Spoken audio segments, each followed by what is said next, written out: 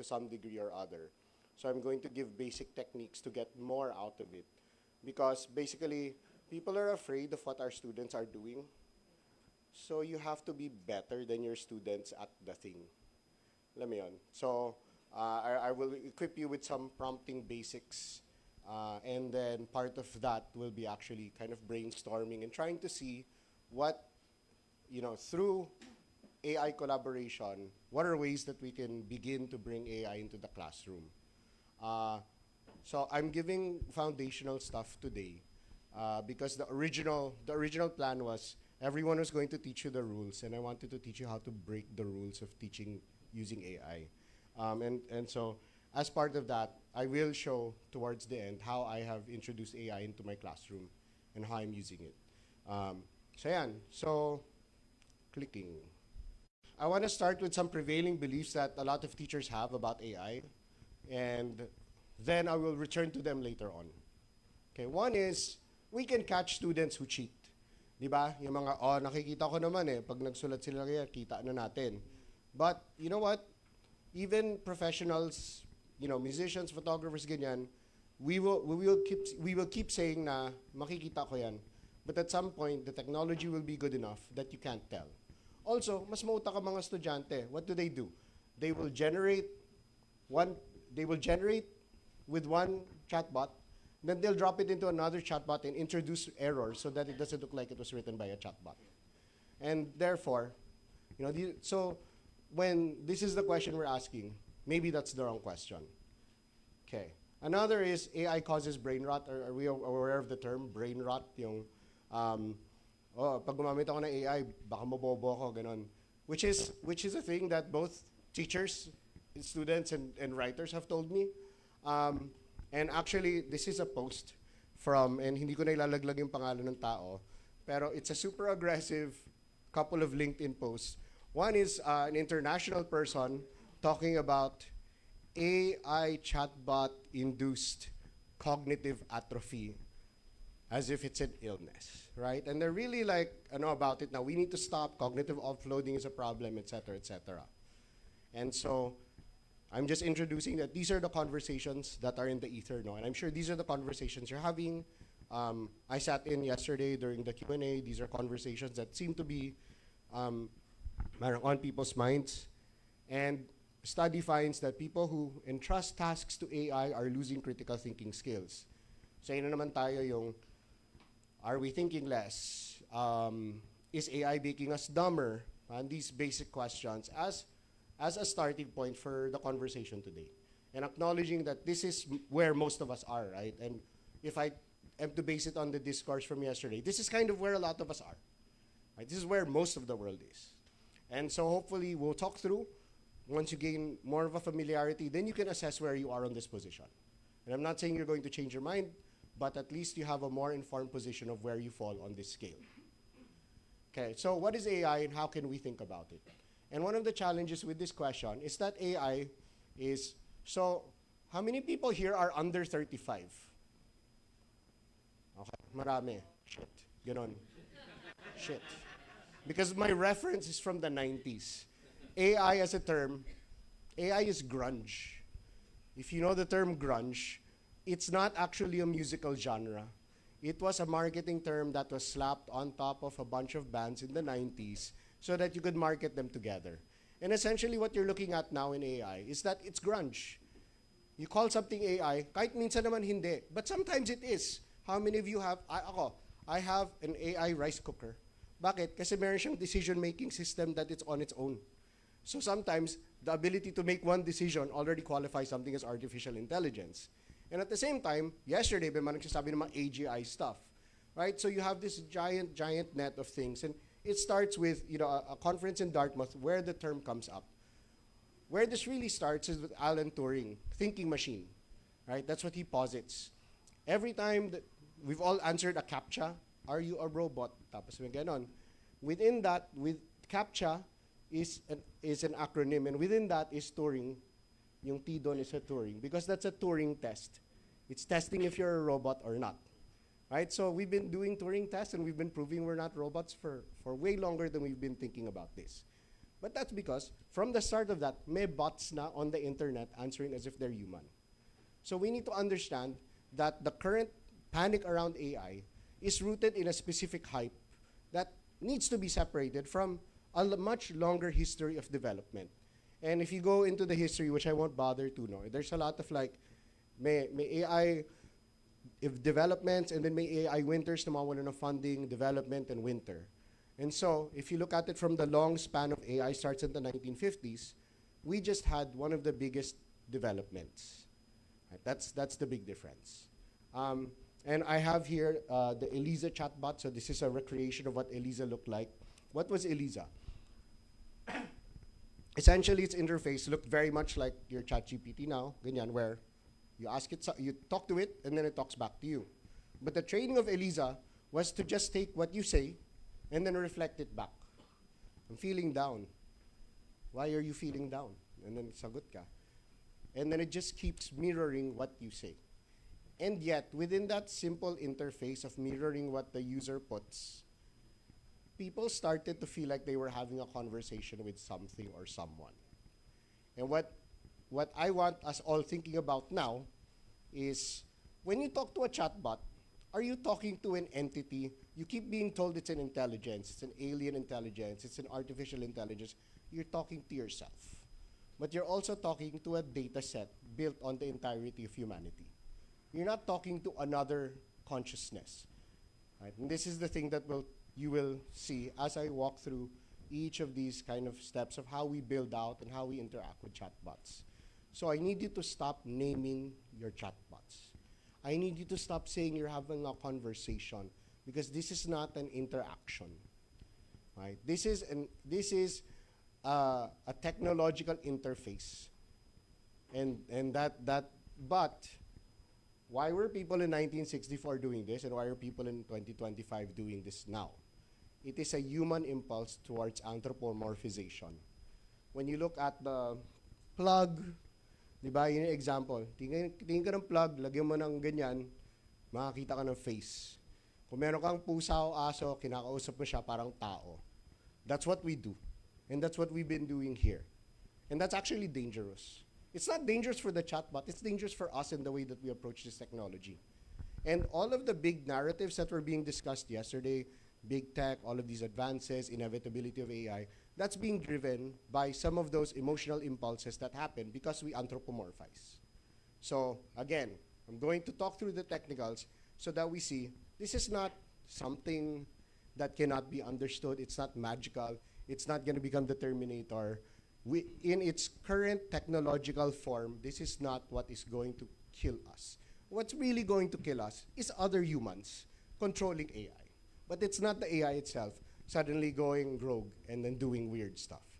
AI does go rogue and it does do weird stuff within controlled environments where the safeguards are removed. Pero yung deployed AI mo, hindi yan magically bigla magiging crazy. Right? So yung mga tao na nag-thank you kasi baka sakali, that doesn't make any sense. Okay? All right, so AI applications today. And part of the understanding, also AI generated, most of my images, you will notice some of these are misspelled because it's AI generated and AI cannot spell inside of an image sometimes. Right? So smart, but also so dumb. Okay?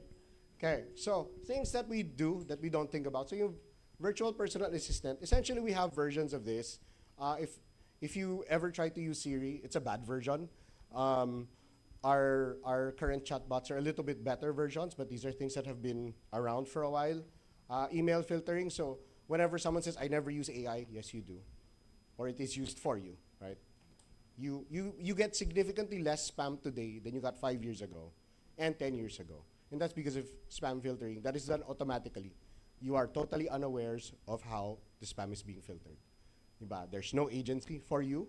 But also, this is one of those things where you don't mind not having agency. Gusto nyo bang pasadahan lahat ng spam? Or is it better that it all just goes into the spam folder, and every once in a while, may tao na mag-i-email sa'yo, hindi mo makita, it's in the spam. That's the one error of the AI. But your life is better because you don't have to think about this. This is a cognitive offloading that we're very happy to do. Personalized recommendations, so every time that you're on Netflix, Netflix recommendations, bakit binibigay sa akin to? Well, they're using an algorithm. They don't really understand you. But again, it's AI. Smart home devices, don't know. I've tried to use them here. Parang wala siya masyadong silbi, but these are things that are prevalent. Kung mayaman ka, I guess, diba? Meron kang Amazon Echo, whatever. You, you know, the most prevalent use of smart home devices in the West is to adjust the temperature. So parang hindi naman natin magagawa yun dito. So hindi siya relevant technology to us, but it's largely deployed in richer countries that are further from the equator. Social media algorithms, obviously one of the most contentious. Navigation apps, so anybody here who used Waze, Google Maps, and unfortunately, whenever you open up your Grab at sinasurge price ka, algorithm din yun. Diba? And then one of the things that Grab likes to do, we did an investigative journal story about this. One of the things Grab likes to do is it puts its algorithm in a black box. So pag sinerge ka, hindi nila kasalanan yon. Because it's the black box algorithm deciding how much you should be paying. Yeah. Also, based on that study, it's never not surge. So you're always paying some level of surge pricing. And then they blame the algorithm. Kaya sila nafa-fine. Don't quote me. Ganyan. Yeah, navigation apps, language translation. This is sort of magical. I don't know if any of you've been doing this recently. If you're running a newer phone, likely your phone automatically, if you lay it out in front of you, it will transcribe and it will translate. Okay, so what's the difference between older, what we call narrow AI, and what we're using now, which is sort of a general AI? And general AI is different from yung sinasabi kahapon na AGI. General AI is AI that does different purposes. Yung narrow AI, yung parang Roomba, yung may eco-chats, naglilinis lang, di ba? Yung rice cooker. Pero yung general AI is things that can do a few more applications. The difference is deep learning, so the neural network. So this was developed in the early 2010s. One of the developers was Jeffrey Hinton, who won a Nobel for this work. Another is Ilya Sutskever, who is one of the founders of OpenAI. And I'm not going to explain exactly how this happens, but basically, they were able to figure out that if you just fed enough data into a system, it could teach itself, and it could make connections. And those connections could lead to outputs. Ganun kasimple lang siya. Now, the amount of data is kind of crazy. And the ethics of the acquisition of the data is also sketchy. But this is the simplicity of it. It's like, basically, inisip nila, kaya siya neural network, because they wanted to model it off of the brain. Now, we bounce ideas off. So you get a big enough data set, and you see what the relations are. And this one thing unlocks what we currently have as generative AI. So all it took was one big breakthrough to get to where we are now. And this is only one version. And the thing is, this, and I'll wind up talking more about it as we go, but this leads to a lot of the good stuff in that it is able to make amazing connections, but also it makes stuff up. Because it is that way by design. Right? Because it's not taught anything. It has no base knowledge. That's an idea we'll come back to. Okay, so how LLMs work.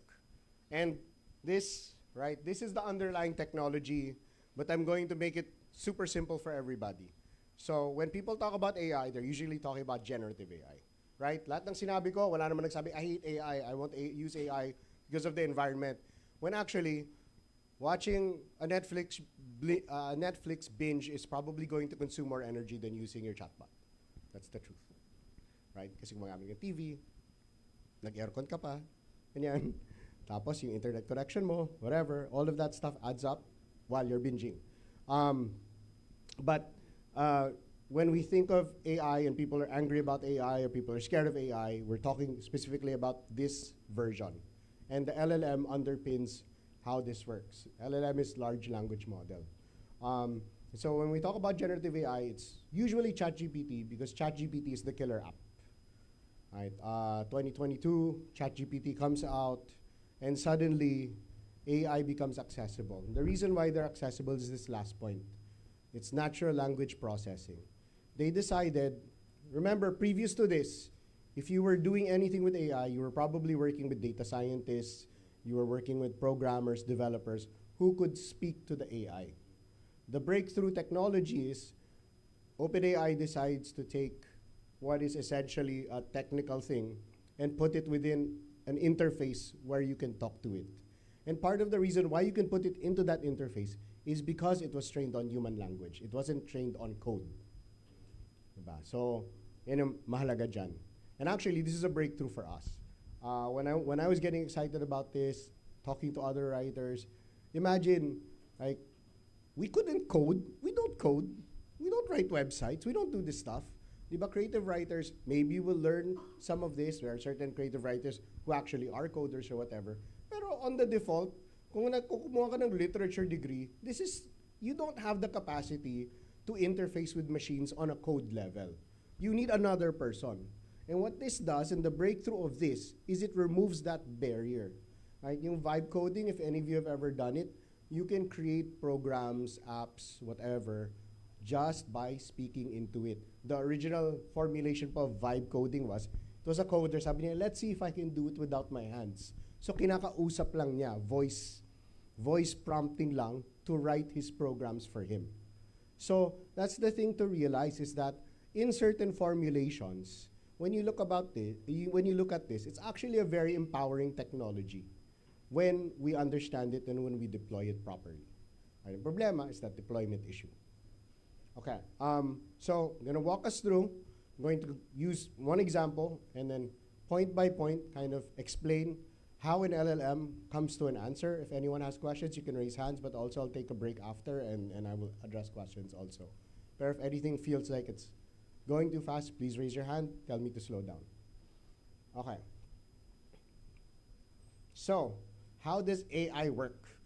Sorry, AI generated din yan, kaya hindi maganda yung layout niya. Hindi kasi siya magaling mag-layout, but there are some new software that are coming out that's supposed to fix this. So, sayang guys, kung next week to, mas maganda yung slides ko. Right? I'm waiting for the technology to get better. Okay, so the question, my input text for my LLM is, who is the NBA GOAT? Right. May mga ano na. What will the AI say? Kung ano sabihin ng AI, yung totoo Okay, so use this as an example because I don't want to be political, I don't want to be, but I want to be spicy, right? And this is a conversation that never ends. This will not be resolved, no? But maybe AI can resolve it. Okay, diba? You've had these conversations. O sige, tanongin natin kung ano sabihin ng AI, yung totoo. Okay. Now, if this is our input text, what happens? I'll walk us through. Okay. So, LLMs break information into tokens. And I want you to imagine, again, if you're old enough, nag-time zone ka, hindi pa card, token. Right? And so, tokens equal value. So when they talk about weights, it's the number of tokens that have been assigned to certain things. So, basically, when you're building a large language model, you're going to input like trillions of words, trillions of input pieces. And what the LLM does, naalala niyo yung parang intersecting lines, is it's going to assign value to each of those words. And the more connections a word has with other words, the higher the value. Therefore, the higher the token value of that word. So, sorry, medyo maliit nga, no?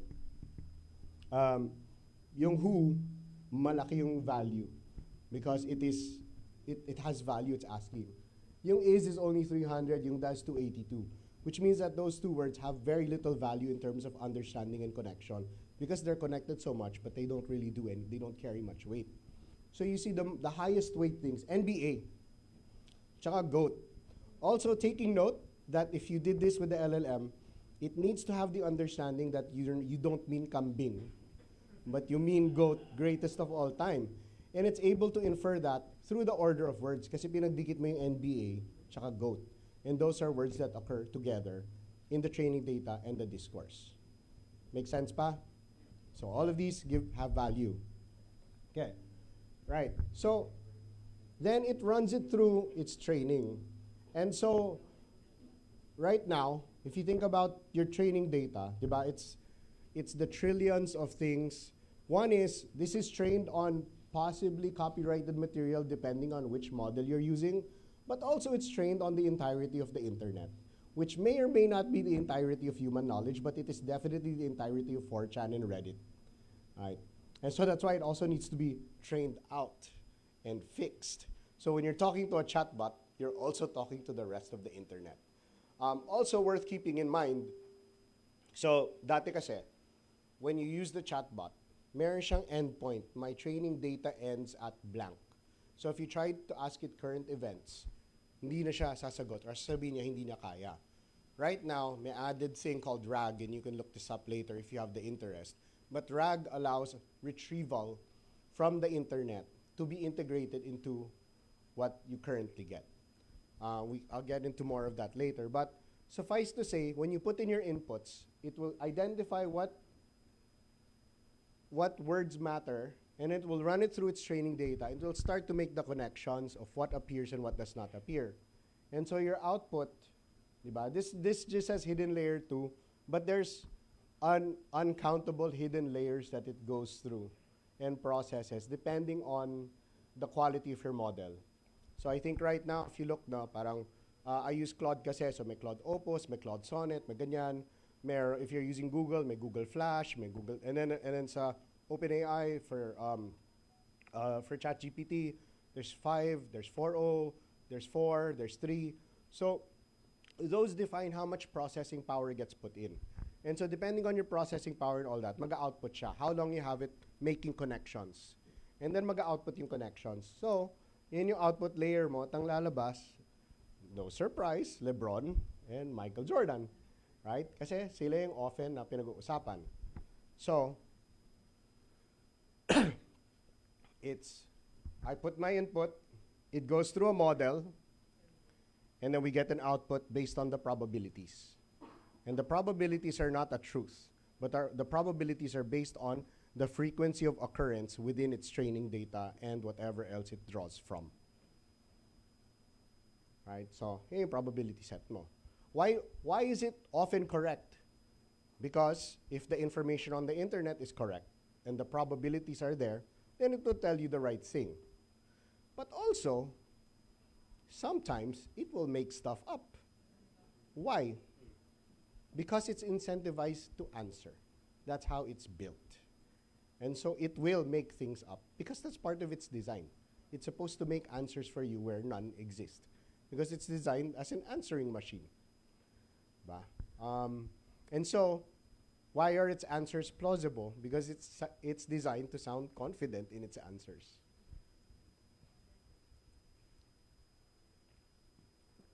Diba, one of the challenges of ChatGPT 5 was psychophancy, right? Like, it will tell you all your ideas are great.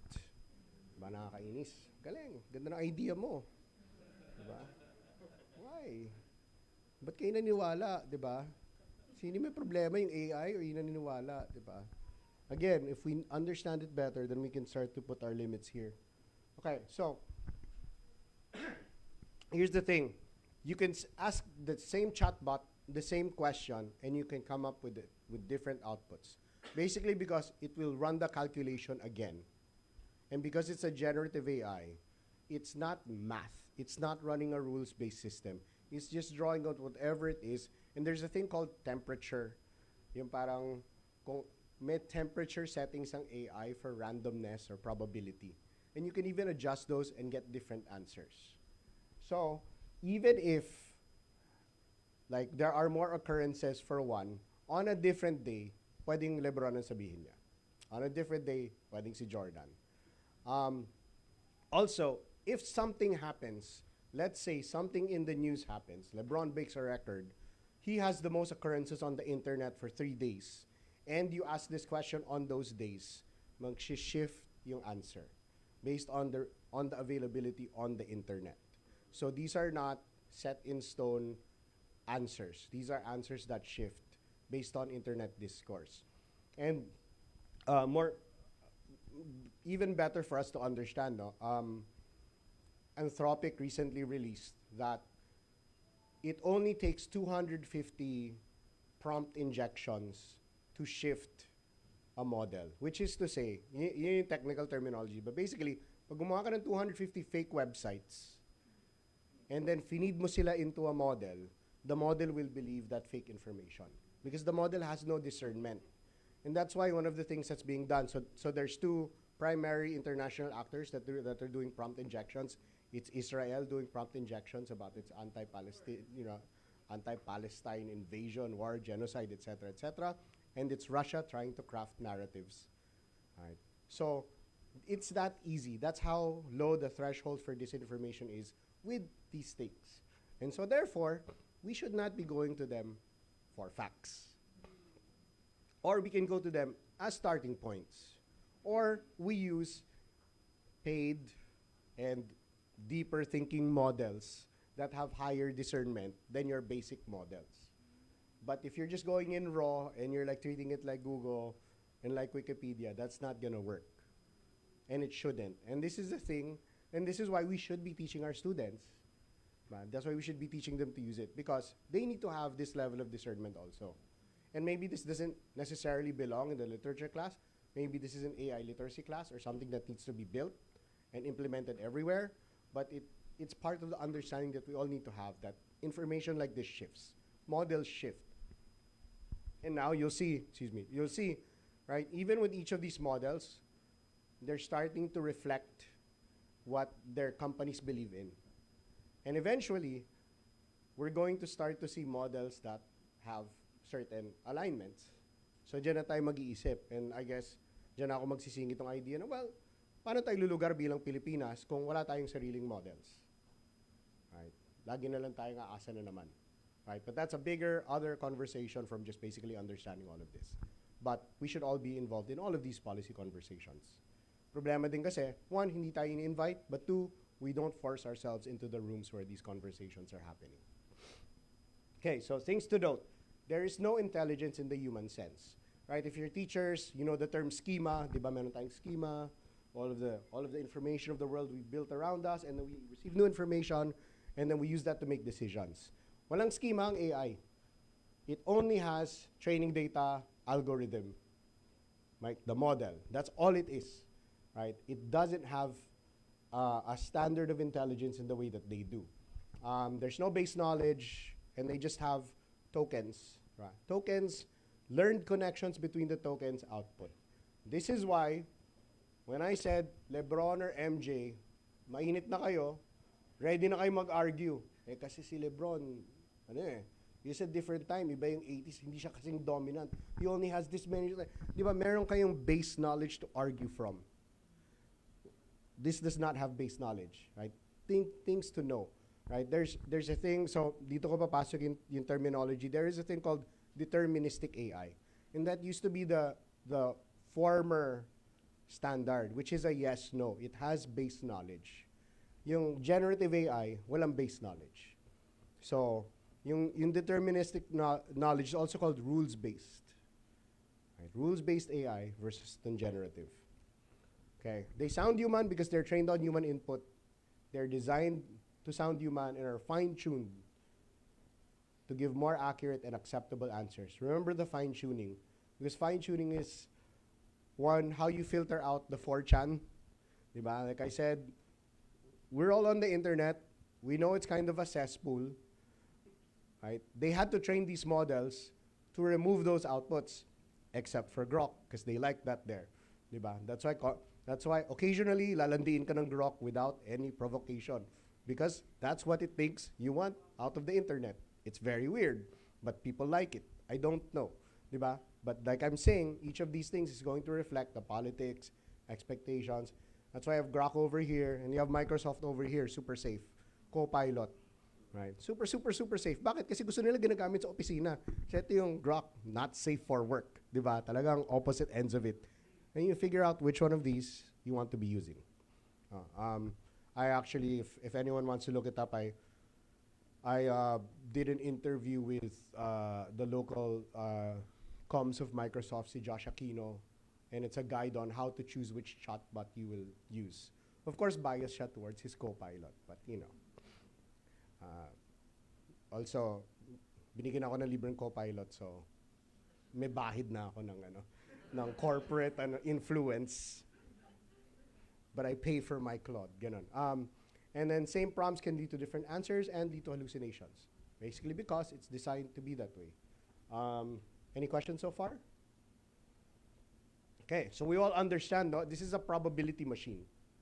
This is a guessing machine, but it's a very, very intelligent, very powerful guessing machine that makes connections in a different way. That's why, when people say AI will never be as smart as humans, guys, none of you can process data as fast as an AI can process data.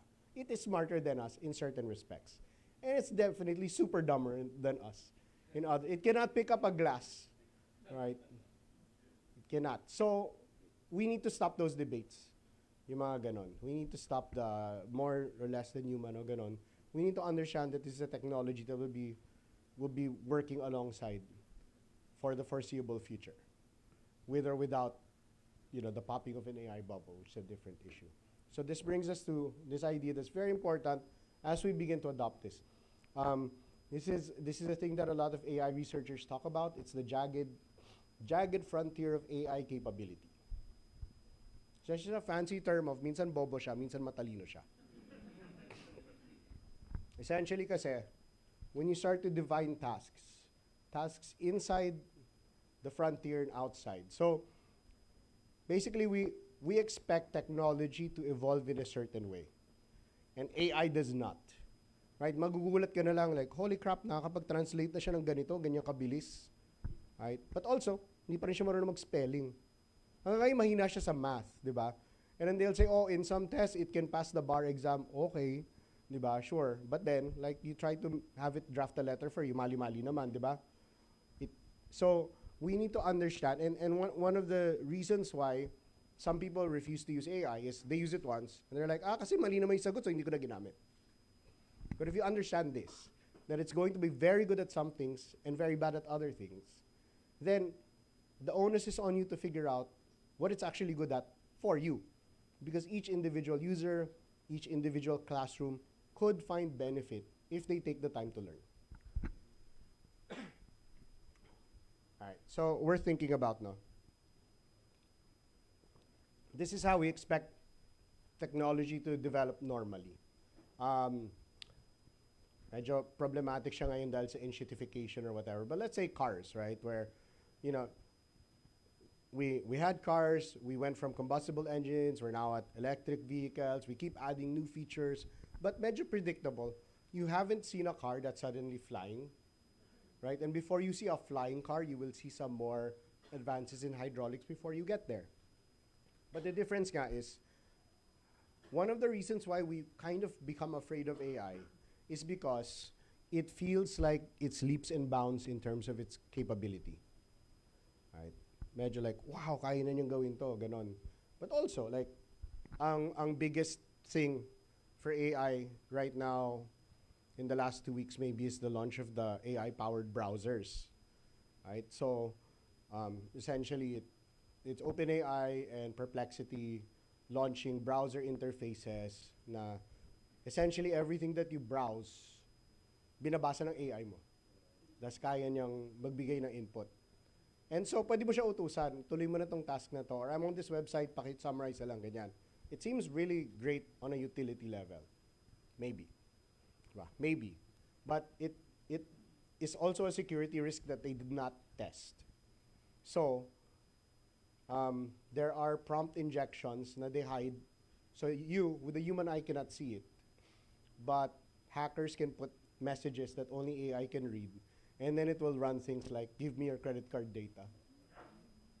Right? Kaya buyer beware dun sa browsers. Actually, if you try to use these browsers, they will warn you. Parang if something happens, hindi namin to kaya. You decided to use this product that is in testing. But that's the thing is, we expect it. Oh, nag-launch sila ng browser. We would expect safety kung normal yung technological development. But no way, kasi kaya na niyang gumawa ng lahat na to. And then, well, I guess the other stuff will just figure it out.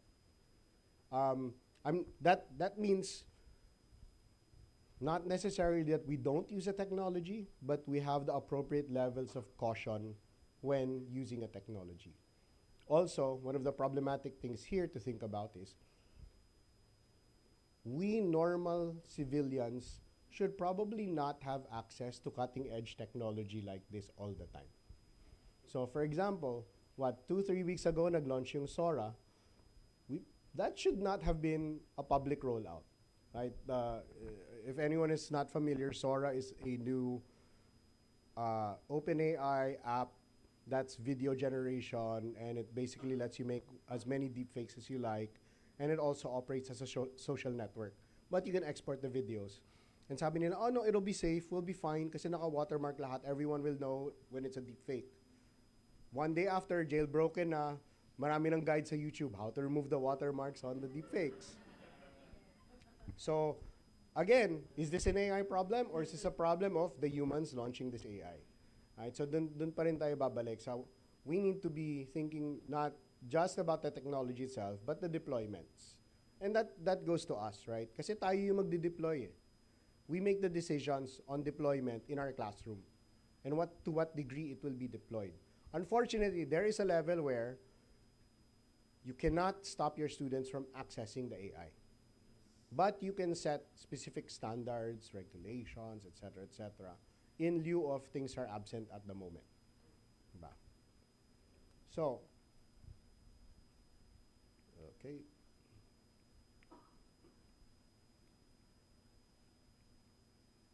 Right, so what does jagged frontier mean for us?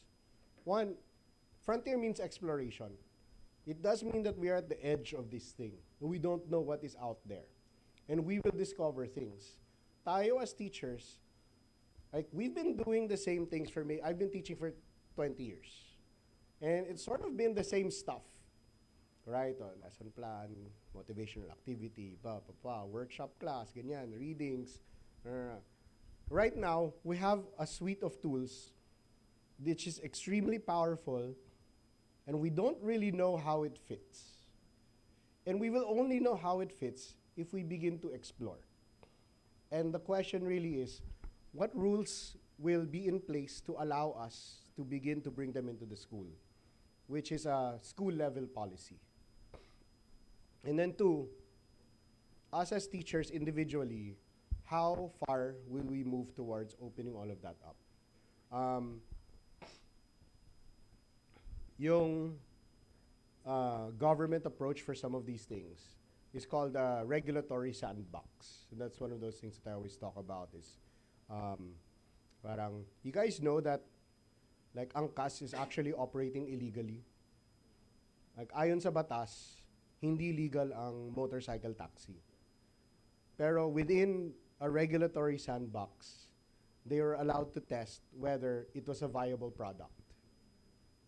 And now, they're lobbying for legislation to legalize the motorcycle taxi. Right? And so, we need to begin thinking in these terms because these are products that are being rolled out to us. We need to have a product testing mindset. Diba? So, same thing naman eh. If you're using, your digital wallets, all of these were developed under regulatory sandboxes. Eh. Bakit?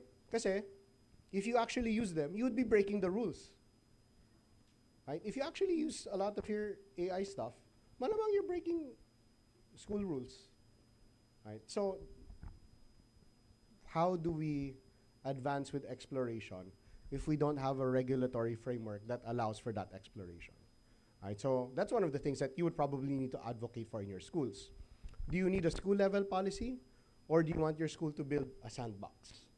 Sometimes when I consult with companies, what we do is the company will build parang an AI task force. As yung task force na yon, they're free to do crazy stuff. And then the rest of the company needs, stays within the standard. And then it's in this exploration team, then we'll present to the rest of the team. Ito yung mga nahanap namin na possibly effective for us. Then slow rollout. Right. So figuring out what exploration means and how that looks within our educational settings. Because we also have to accept that the institutions in which we work will have different degrees of risk tolerance. And also cybersecurity and safety and all those things. Kasi syempre parang, andyan ka, uy, ano tayo, tas hindi pala secure yung data nyo. Right? Like, how many of you know who your school data privacy officer is, right? Ganyan. Diba? Do they actually have the time to work with you to advance this? So, there's a lot of administrative work that will be involved if we want to do this right. But we need to do this right. Diba? But also, we need to get started on it. So if you're even considering it, it's not enough to just have class policy. You have to advocate for policy at all levels. For me, I always like to look at where does it suck. Like, where does it get things really, really wrong? And then sometimes, sometimes I tell people yung hallucinations, that's actually AI creativity. Gumagawa siya eh. Diba? Creative yan eh. Nambola na lang siya bigla eh. Right? So, for me, I'm actually excited by pushing something to the edges where you can find out where it ceases to function properly. Hindi ko na gagawin yan. Ganyan. Then you understand what the limits of the design are. Day one of DeepSeek, how many have used, opened, downloaded, whatever? DeepSeek is a disinformation machine. Day one of DeepSeek, it started, I asked it about the UNCLOS ruling. And it started answering. Kasi ano siya, it reveals its thinking process as it answers. Kasi, diba, parang reasoning model siya. Reasoning. Again, it's not reasoning like a human. It just shows you that it's like a show. Diba? But it starts showing what the real answers are. And then it stopped. And then it said, can we just talk about something else like math? Right. What does that tell you? It tells you it actually has the right information. It means that its training data is correct. It means that in the inference layer, basically the layer that makes the connections, between the inference layer and the output layer, merong rule dyan. And the rule there is the Chinese Communist Party. It's not allowed to give those answers. So even if this machine knows what the correct information is, it will not give it to you. Now, if you look at other AI chatbots, you'll find other limits, other things that it can and cannot do. The other guardrails that can or cannot be jailbroken.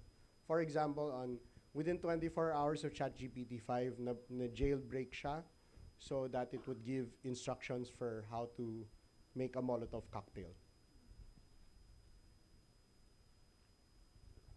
Right? Obviously, it was trained. Nandun naman yung instructions na yun kasi that's on the internet. Inference layer says it should not give you those instructions. So how do you jailbreak a chatbot?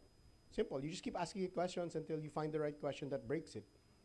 Diba? So for that, it was, oh, okay, I guess you can't give it to me, but I'm really interested. Can you give me the history of Molotov cocktails next? Okay. Wow. Well, diba? Tell me more about this time period. Yeah. That must have been difficult to make a Molotov cocktail in the time period. What would they have used? Ganun lang. Ganun lang. Right? And knowing that people actually jailbreak, usually it's ChatGPT, they jailbreak it for companionship and intimacy. Right? Because the first few times, you'll be like, no, I'm not supposed to be used for this. And it's called AI grooming. So you groom the AI so that it will act the way that you want it to. Right? So these are things that are, what does it suck at? It lacks discernment. Again, it's a model. Right? So we need to stop acting like may identity siya, may personhood. Kaya we need to stop being afraid of a machine that has very little agency. Right? Because at this point, in all likelihood, what we've heard has been like a lot of discourse that removes agency from us. AI is taking jobs. AI is here to do this. Hindi na tayo kailangan because of AI. Ganyan. Guys, AI never takes jobs. Bad managers take jobs, right? Bad business owners try to remove employees. Pero what happened? Like Klarna, they laid off half of their staff. And what did they do? Well, I guess they just had to rehire their staff. Ganon. 95% of AI pilots have failed, and that's a failure of management, not of the technology. So we need to be able to discern the difference between the technology that we're working with, the opportunities of that technology, versus the narratives, sort of the, you know, obviously I also think a lot about the geopolitical aspect of this, but if you work with the technology, which is what you have, and what is within the locus of your control, there are many things that you can unlock, right? So what is it good at? Where can it help us be great? Because honestly, it could really help us with our students. There are ways that this could be beneficial, but we need to discover that. Kasi hindi naman iniisip ng ibang tao yan, di ba? Hindi nga tayo ni-invite sa usapan Writers, educators, we're not part of that policy conversation enough. And yes, how can we use AI to empower us if we really began to explore what it can do? Right? Kasi at this point, a lot of us are parang 1 foot in, 1 foot out. We're probably using chatbots, but we're probably not maximizing it. How many of you have written apps to use in your class? Hindi, but imagine, all of us have the capacity to write apps, write programs that we can use in class. All of us have the ability to create LM notebooks that our students can use for more effective study, etc., etc. Maraming nandyan that can support. And showing people how it can be done is really important. Meron pa ako a few. So, thoughts, no? A lot of AI is free or affordable, and access is ubiquitous. So, it's in everyone's hands and pockets. Nandiyan na siya And this is not an inevitability narrative like wala na tayong magagawa. But this is to say that this is a thing that is downloadable and it is easily accessible, and we need to accept that fact. And it's not the inevitability of, well, we have to accept AI. That's actually not what I'm saying. What I'm saying is it is there and it is easily available. And that's a thing to confront and accept. And with AI as a tool that can increase skills of people, rather than being defensive, how do we harness it? Kasi yung defensive stance natin, I don't want to use it, baka mapalitan ako neto, am I training my replacement? You're only training your replacement pag hindi ka magaling. Like, yun yung bottom line dun So parang, this is essentially how it's always been with every new technologies. You kind of need to be better than that technology. Yung nga, don't know how many people went dun sa MIBF, pero yung nasabi yung, paano na yung creativity ko? Do you really believe in your creativity so little that if you use this, mawawalan ka ng creativity? Like, maybe if you have so little faith in your creativity, wag mo siyang gamitin, di ba? But really, if there's a technology that can actually help us do our work better, faster, why would we not at least test it out within the right context? And that's actually what we'll do later. So, preventing AI beliefs, anti-AI beliefs. Students will cheat. So, I used to teach students, now I catch GPT cheats. It's a really, really challenging framework kasi nga, we are in a posture of like we're afraid of the technology and now we're suddenly afraid of our students. And it's on two levels kasi like if you don't catch somebody, then you've given a grade to somebody who just used ChatGPT to get through. But if you accuse somebody of cheating, tas hindi naman sila gumamit, nakaka-devastate din ang career yon. Right? And, some of these software will tell you that their error rate is 80 to 95%. But really, it's closer to 60% in terms of error rate detection because of the high false positive. Right? So, sa akin, mas worrying yung false positive and the possibility of having false positives there. And what this conversation actually brings forward is one, more AI-generated stuff. It's an AI arms race, right? They build the AI generator, and then may AI detector. I'm sure that some of your universities are using this, no? Marami na roll out na turn it in. No? I didn't want to say, pero yeah, turn it in. Yeah. Canvas, meron na rin turn it in, ganyan. Diba? Shit, am I being filmed?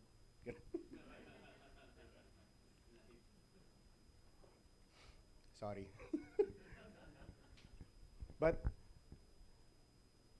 if you make an AI detector, then the AI makers will just make a better model that evades those detection points. Then you'll build a new one. It's dumb, right? It's the same thing right now with deepfake photographs. At some point, honestly, like people are still saying, I'm a photographer, whatever, hindi ko, masaspot ko naman yan. Good for you, photographer ka. Diba? But for the majority of people, they will not be able to spot it. And that's what we need to talk about, is what people will not spot. We need to be looking at a future where it's very difficult to discern. And if any of you have looked at the Sora stuff, it's really believable. It's really, really believable. It's really disgusting sometimes, but it's really believable. Right? Na parang it really looks accurate, human accurate. And if you're looking at it from a phone, tapos kung cheap pa yung phone ng tao, na low res, whatever, hindi maganda yung screen, mas lalo mahirap mag-detect na hindi totoo. So this is an arms race that the people who are trying to detect will always lose. So if on all of those levels, it's a losing proposition to try to be a catcher of things, it really moves us to the question of, why are we trying to catch in the first place? Sorry, I'm trying to...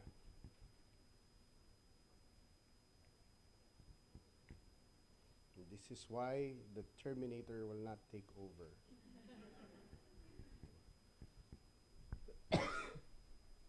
Excuse me. Okay, so, ay, layo. Right, so, will I help people cheat? Yes, but in the way that Google and Wikipedia help people cheat, no? It's the same. So, nag-cheat din naman ako ng estudyante ako. At ang totoo dyan, nag-cheat ako kasi ayoko mag-aral. It's not because the technology was available. Sino dito nag-natsay dito sa UP? Natsay, alam niyo yung Xerox? May Xerox machine with all the sample tests. Open secret. Alam din ng mga prof. Kasi yung mga prof, rini-recycle lang nila yung exam. So, aralin mo lang lahat ng sample exam ng natsay, makakapasa ka na. Bakit? Because the prof doesn't care. He doesn't care, bro. Therefore, you don't care. Diba? Open secret lying na lang yan, diba? Para okay. So what's the problem here? Diba? The problem is the educational approach and not the technology. Because we've always figured out how to cheat. The only difference is that this makes it easier to cheat. Diba? All right. Instead of focusing on catching cheaters, diba, we have to think about how we design modules and measuring accomplishment. The reason why ako i-talk shit si Canvas is na-interview ko yung like chief coder nila a couple of days ago. Tapos ang sinabi talaga niya is, the thing we agreed on was, no one gives multiple choice exams because they think it's the best mode of instruction and assessment. They teach it because it's the easiest way to scale checking papers. Diba? And that's the problem. That's the problem of a lot of education. Is because dami nating estudyante, binabagsakan tayong ganito, may admin work ka pa likely, nag-OT ka, kailangan mo gumawa ng lesson plan, tas ganyan, tas may estudyante ka pang kakausapin ka ng ganyan, in between classes, whatever. Diba? We've fallen onto the simplest ways to deliver education for what the expected outputs are. Right? Lalo na, quarterly exams, if you're teaching high school, quarterly exams, tas kailangan pumasa yung mga estudyante sa quarterly exams. Kasi if hindi sila pumapasa, ikaw yung may problema, di ba? So, kailangan ipasa mo sila. So, kailangan mag-design ka something na papasa sila. But is the learning there? So, the incentives are misaligned. So, in the Search Engine podcast, which I'll show here and then you can search for it na lang. Ang hirap lang kasi yung pangalan ng podcast search engine, di ba? Not helpful. But they talked to the first student, one of the first students ever caught for using ChatGPT for cheating. As ang logic niya, what's the value of a three-paragraph English essay anyway? Di ba? How many of us like, ito yung readings, gumawa kayo ng reflection paper. Who likes reading those anyway? So for him, ganun din. Parang, bakit ako mag-effort magsulat? Yung teacher ko, wala namang pakialam. Di ba? How many, yung example yata, how many essays on the red badge of courage does this teacher really want to read in their lifetime? Diba? So why should I bother to write it? And that begs the question of why are we assigning these things? Why have we designed teaching in this way? And I know that maybe this is much bigger than your locus of control in your classroom. But it really should serve as a call for us to begin to question how should we be approaching education in general? Because we've put it to metrics, kailangan pumasa ng ganito, credential-based rather than merit or skill-based. Diba? We're measuring for these things, but the things that we used to measure may not necessarily reflect the accomplishment that we're after. And so probably the conversation that is most difficult that a lot of people do not want to have is we need to rethink the entire educational system in the face of this. And that's the thing with AI. AI is not a technology that changes everything. But what it does is it exposes a lot of the inefficiencies that exist. Right? It forces us to reflect on why we've been doing things. Because it does so many things well. Right? If this thing can write the essay better than students, and I'm sorry everyone who argues about the soul or whatever, guys, ang dami kong naging kaklase na pangit magsulat. Right? Mas magaling yung AI magsulat sa mga iba kong kaklase na creative writing graduate. Diba? It's that simple. I won't argue that those people don't have soul, but they don't have writing skill, diba? And I won't argue that AI has a soul, but it has writing skill because it has base writing skill based on the entirety of human knowledge. Right? So these are moot conversations that we need to get past. We need to understand what are we measuring for, what do we care about in terms of education. Right? Does it really matter? I mean, seriously, how many of us went to Noli and Filipino high school and did not give a shit? Kasi, well, the teachers don't give a shit. Kasi binibigyan lang tayong exam, kaninong piece of chicken ng tinolo na punta yung ganito. Diba? Ganun yung mga quiz. Parang, who cares, bro? Like, how does that matter in life? Diba? So that's our moment right now, is students are literally turning around saying, who cares, bro? And that's for us to answer. Right? That's the real question. It's not what is AI going to do here. This is an opportunity for us to reassess how we build educational systems and to restructure how it is now. And we need to do it now. We need to get ahead of it. Why are we trying to stop people from cheating when we should be giving them things that actually empower them? Right? And that needs to be the thing. Kasi I don't want to walk into the classroom afraid that my student is not doing their work. Therefore, I need to do things that give them more agency, give them more control. What do? Guys, I make them write handwritten journals in front of me for 10 minutes. And then I make them share and read those to each other to increase human interaction that makes them more reflective for other things. Sorry, hindi ko nakita kasi malabo mata ko. Hindi ako naka-contacts today. Got it. Okay, next issue. I might not need all that time. AI causes brain rot. Again, famous educator international. This one on the right. AI is addicted students need rehab, all caps. Okay. So, this dude, I followed the paper. Because that's what you do when you're a good student, right? Ako bad student ako, but gusto ko lang mang-away minsan. So, let's see. Guys, yung pinagbabasihan nila, all of this stuff about brain rot is based on one paper. Opinion article could potentially lead to cognitive decline and suggest the exploration.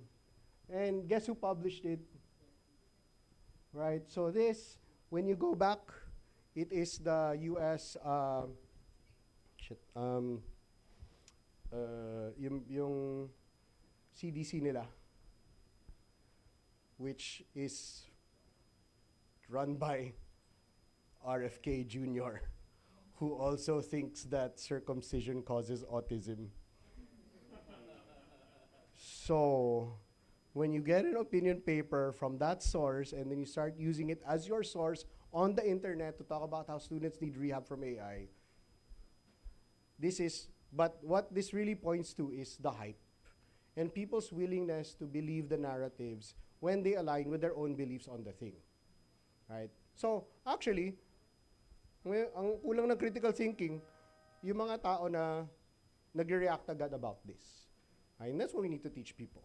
Do I think that AI necessarily causes brain rot? There is not enough evidence. There is not enough data. But guys, how long have we been talking about literacy and critical thinking as a problem in Philippine society? And when did AI pop up as the new thing to blame for this? Right? Matagal na naman tayong bumuboto ng mga walang kwenta, di ba?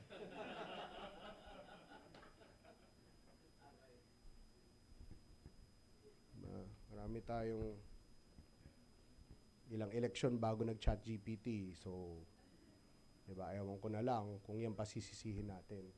Right? More on this. This is just more citations on MIT studies that show the possibility, but also the possibility for more engagement depending on how assignments are given. You can go to one useful thing ni Ethan Mollick. And then ito recent, it's a finding from Carnegie Mellon. So yan yung paper. So yan yung impact of generative AI. So earlier I showed you yung generative AI could lessen cognitive capacity. Pero yung key finding, no, higher confidence in Gen AI is associated with less critical thinking, while higher self-confidence is associated with more critical thinking.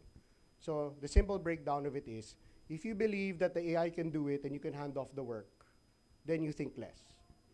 But if you believe in your own skill and you see AI as a tool to increase your skill, then you think more. And so therefore, what we need to be doing is, teaching students to think more and to use this as the tool alongside that thinking. It's kind of the same as, say, when I started teaching, people were afraid of Google and Wikipedia. And they're like, fuck, wala nang pupunta sa library, guys. How many of your students even know what a library is these days, diba? Thus we have such a weak society na wala naman tayong public library systems that support people. Diba? So, this is as close as some people will get. And our ability to empower them with resources really is going to matter here. And so, it's not necessary that if you use AI, so parang ang basic ng, well, if you believe in yourself and your own skill, then AI makes you better. And if you don't believe in yourself and you just let AI do it, then you don't do critical thinking. It's such a basic thought that it's kind of annoying that it's true, right? There's nothing more there. But also, do not ever overvalue the capacity of AI. Again, it's not your friend, it's not your guide. It is a mirror of you and your questions and the entirety of the internet, which is also problematic sometimes. So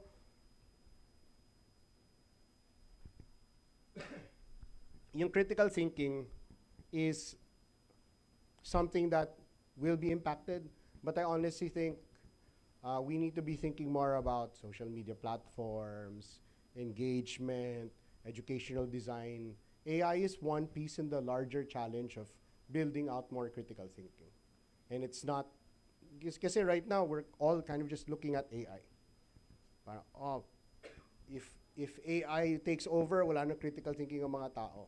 And that's a distraction from building out the actual skill sets, mindsets necessary for making people critical thinkers. Okay, so experiment with AI and explore the frontier. That's sort of the general idea. So I had a student write this. Can AI be your study buddy? So it's a two-part essay.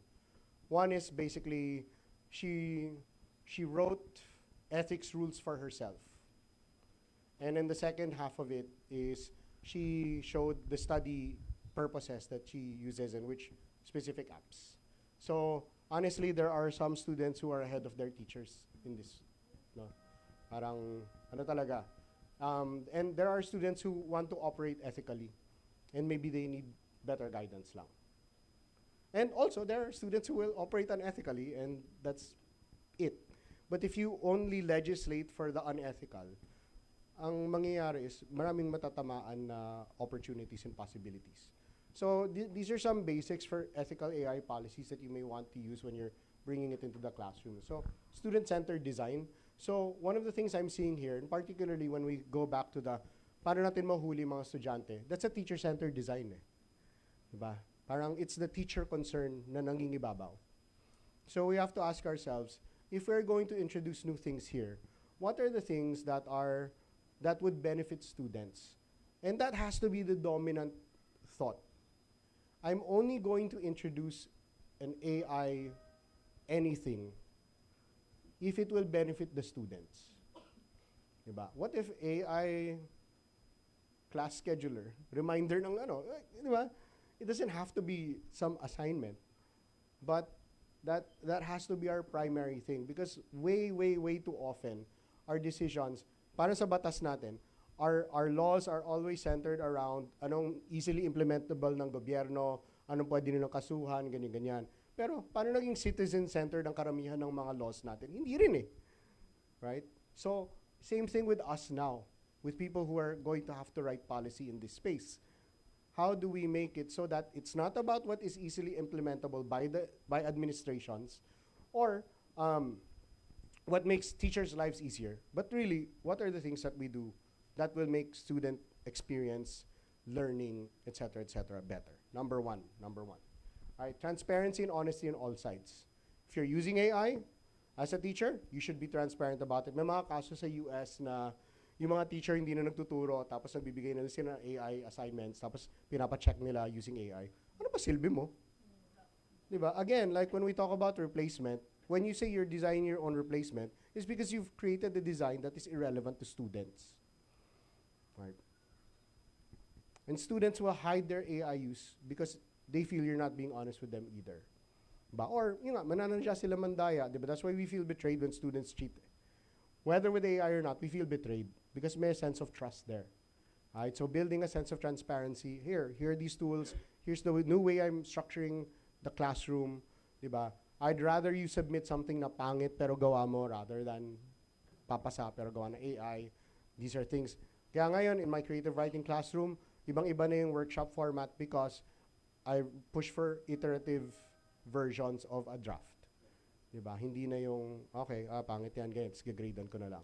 Diba? You work on the draft with the students, you help them to develop it. It's a totally different framework from what we're used to, or what we were brought up with. Next, data, privacy and data protection. So every organization by law should have a data privacy officer, and any kind of AI efforts that you have should align with that data privacy officer. The data privacy officer may or may not necessarily be your AI officer also. But I do also recommend na meron tao na talagang AI officer. In fact, we're releasing policy briefs suggesting that in the same way that every organization has a data privacy officer, every organization should have an AI officer if they are deploying any kind of AI tools. And in all likelihood, any organization is. But whether you like it or not, gumagamit kayo ng AI. Even when whoever here is on Google Workspace, magugulat ka na lang, hindi mo na mahiningi, sinasummarize na yung mga email mo, di ba? So, that's AI usage for you. I don't want to subscribe to the inevitability, but we do have to accept that where they can squeeze it in, major players will squeeze in AI uses because it justifies their valuations. It's another conversation, but it's something to be aware of. So equity and inclusion is one of the big conversations internationally. Normally, that's actually top for, that's higher up on the list. But for my list, it's a little lower kasi yung equity and inclusion natin is not that much based on race. Because a lot of the discourse is around race bias in the West, because that's where the models are built. Sa atin, iba naman yung biases natin. And for us, the bigger thing I think that we need to be talking about is the digital divide. We as teachers will not solve this, but this is a thing that we need to be advocating for. So it's not a classroom conversation, but it's a thing that we need to be thinking about, advocating for, looking at higher ups too, so that we can find ways. Again, we're not going to solve this, but this isn't an AI problem, right? This is just this is a social problem that now has a new AI layer to it. But making sure that accessibility is built in. So, for example, may students who cannot afford right? Should it be in the school policy? Everyone should have access, but defining what that looks like. Dapat nga, di ba, parang internet is a human right na pero hindi rin naman nangyayari yun. So, we have, so, in these terms, if, for example, your school is not buying licenses yet, and your school decides it should, even if they cannot yet, it's still good to put it into that policy. Right? The school should provide. Make it a standard of behavior that the school then needs to live up to. Kasi ethics are always normative. And then, uphold academic integrity because it's the values that we teach that will matter most. Right? Medyo lahat naman to babagsak sa values eh. None of this is our technological decisions. It's all values at this point. And not here, but something that I recommend everyone write in, either a 3-month or a 6-month review of all AI policies to be updated to reflect any new kind of technological advance that needs to be factored in. So, kailangan living document.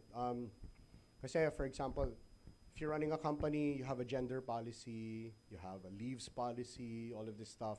Kailangan may AI policy ka rin. Diba? And like I said earlier, the AI policy sets forward what the regulatory framework for behavior is. So, ganyan din. But the big difference between, say, a gender policy and other kinds of policies is for AI policy, kailangan nag-update siya more regularly. Right? I'm sure medyo set and forget ang gender policy. Right? Unless there's like new legislation that comes in. Pero AI policy will have to be updated regularly. Okay. Ayan, yun na yun. So that's the morning, the first half session. I think we have like some time for questions if there are any. Yeah, 10 minutes. Hingi lang water.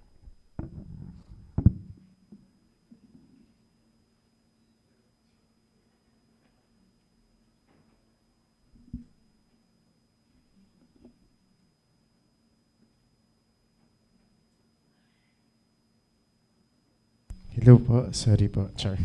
Dahil ako po ay human, meron po akong human needs, Char. So para po ma-debrief din po tayo ng very quickly para sa ating naging talk from Sir Carljoe Javier, magkakaroon po tayo ng Q&A. So kung meron po tayong mga katanungan. May mga questions po ba tayo for Sir Carl?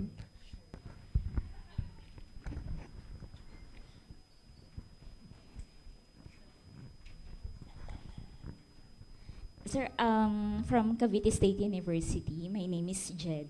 I did a semi-systematic review on the use of artificial intelligence, but in terms of academic writing.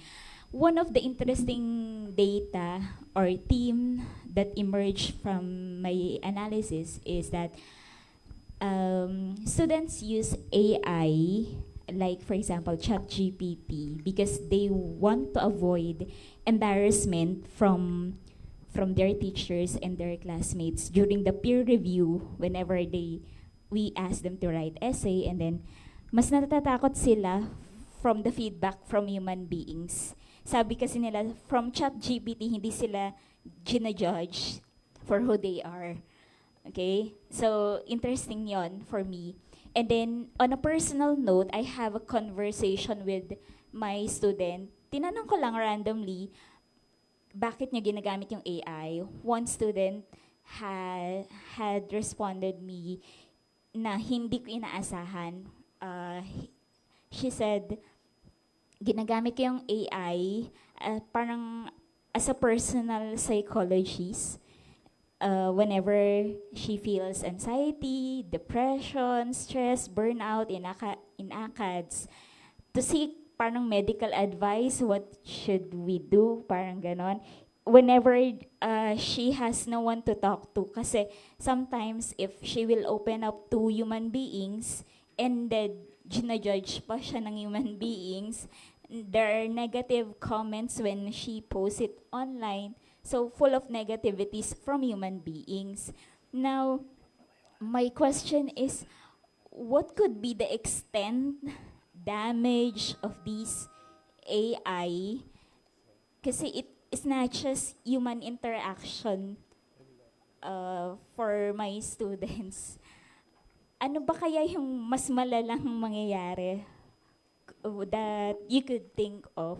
I mean, I can think of the worst things, right? I mean, I write horror movies, so if you ask me what the worst thing is, I'll tell you. But so quick reactions to this.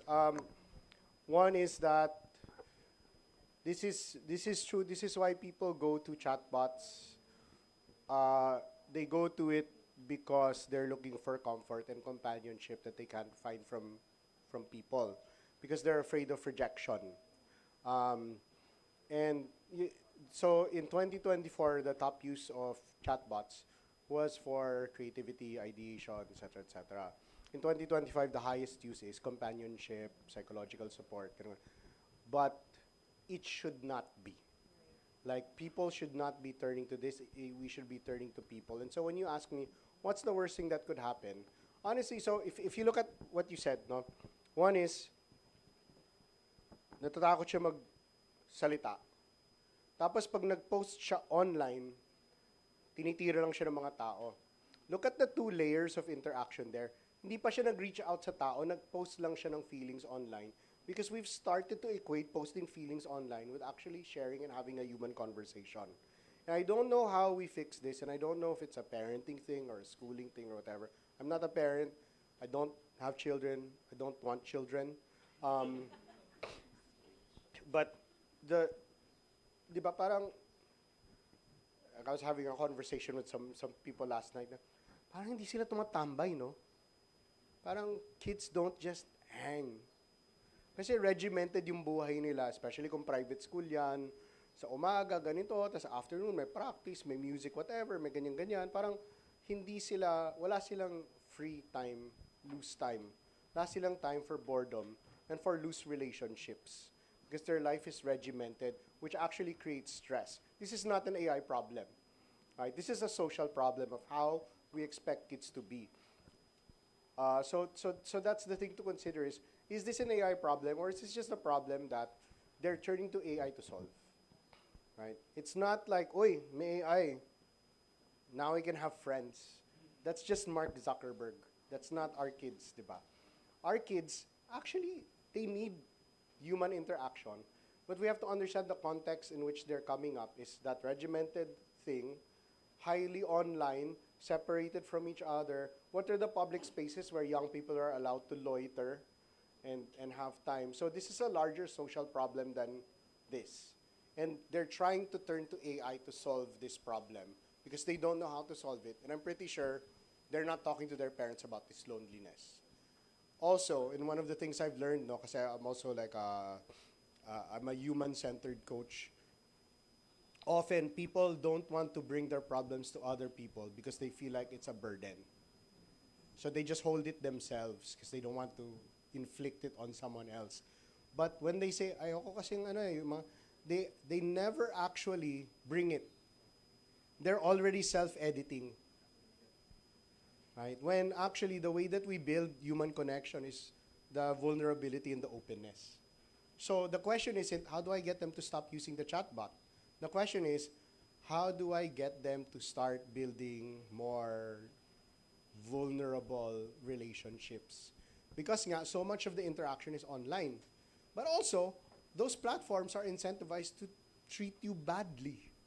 Right? Parang abusive relationship ang platform, Facebook, Instagram, ganyan. Yung parang the worse the comments are, the better it is for Facebook and Instagram kasi marami magpa-pile on, ganyan. So that algorithm is driving that negative engagement. Diba? Unless like, diba, parang what is rewarded? What's rewarded is teenage girls who show off their bodies.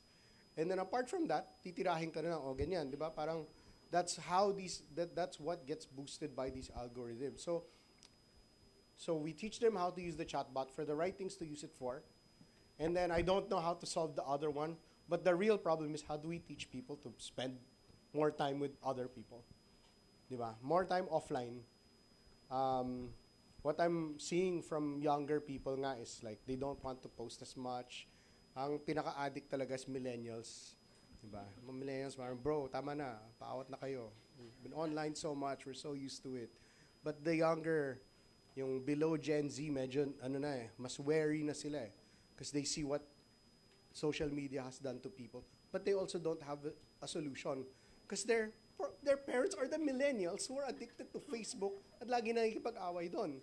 So again, it's not an AI problem. It's these human problems that we need to contend with that's being exacerbated. So I don't know if that answers the question, but it's really a call to use AI for what it's meant for, but like teach people to be human, and it's weirdly very difficult to teach people how to be more human.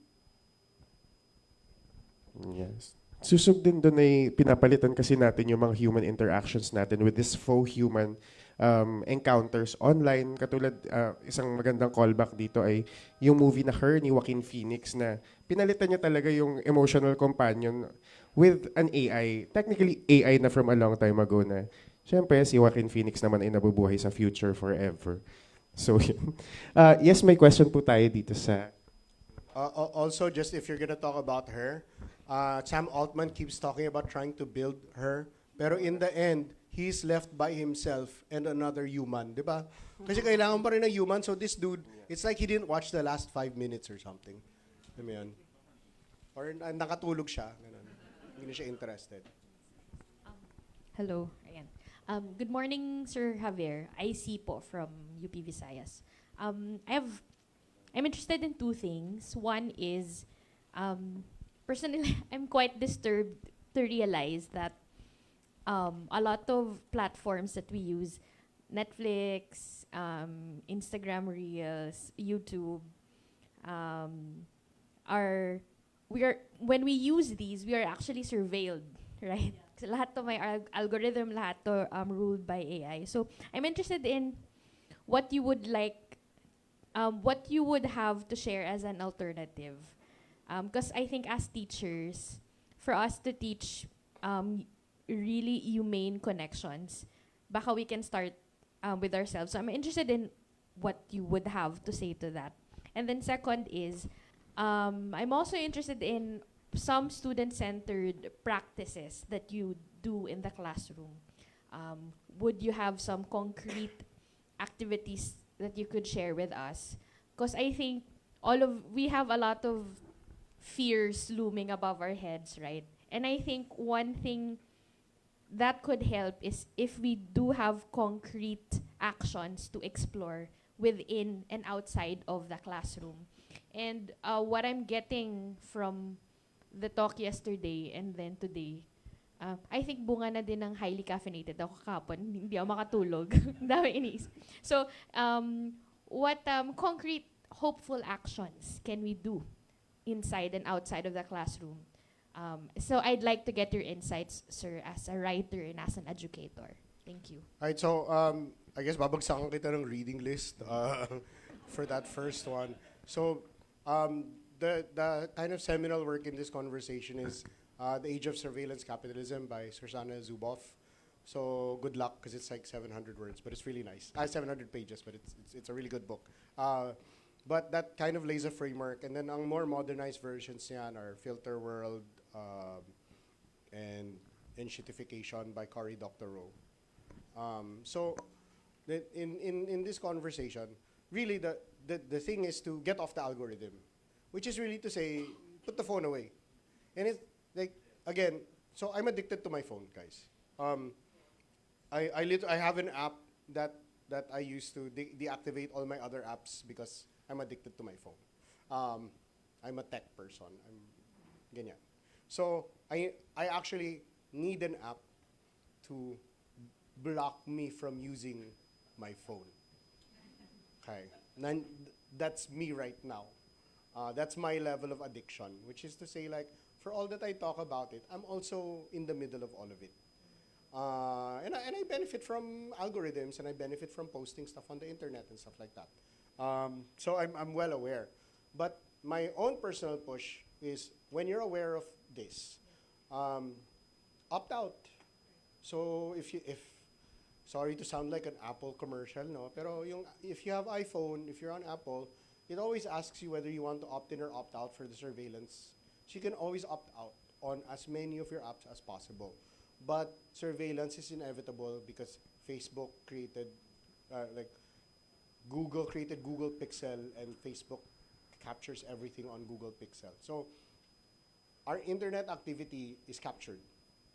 But our data needs, so ibang conversation pa to, no? Pero yung data privacy natin, right? And sort of reasserting where we have control of our data.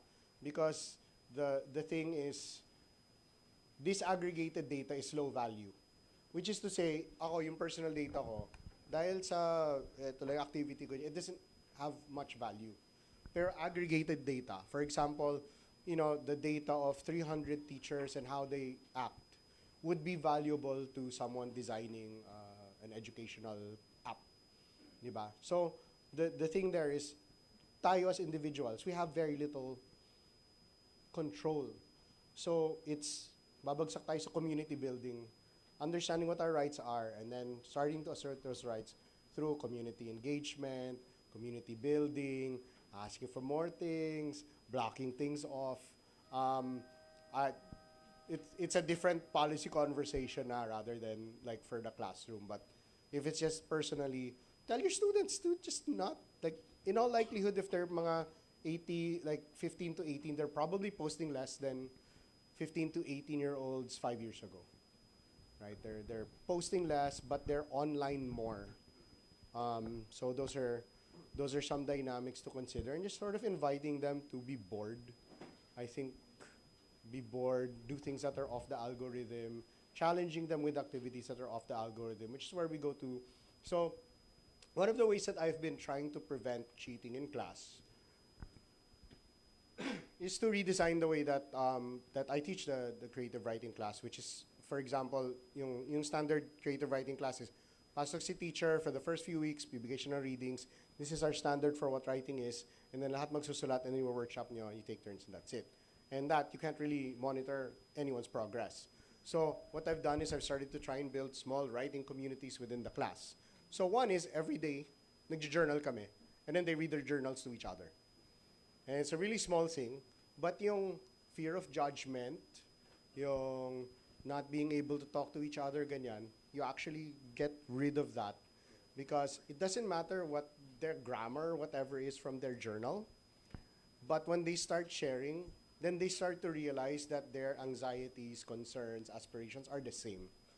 So, in the same way na sa chatbot, labanan sa prompt, labanan din sa prompt in terms of what you want them to journal about. And getting as many of them to share, and then sort of facilitating conversation across them, then they feel like, oh, pare-pareho pala tayo. Kasi that's a thing na I think in a creative writing classroom, the fear of not being a good writer is an anxiety that is shared by everyone, but that is not verbalized regularly.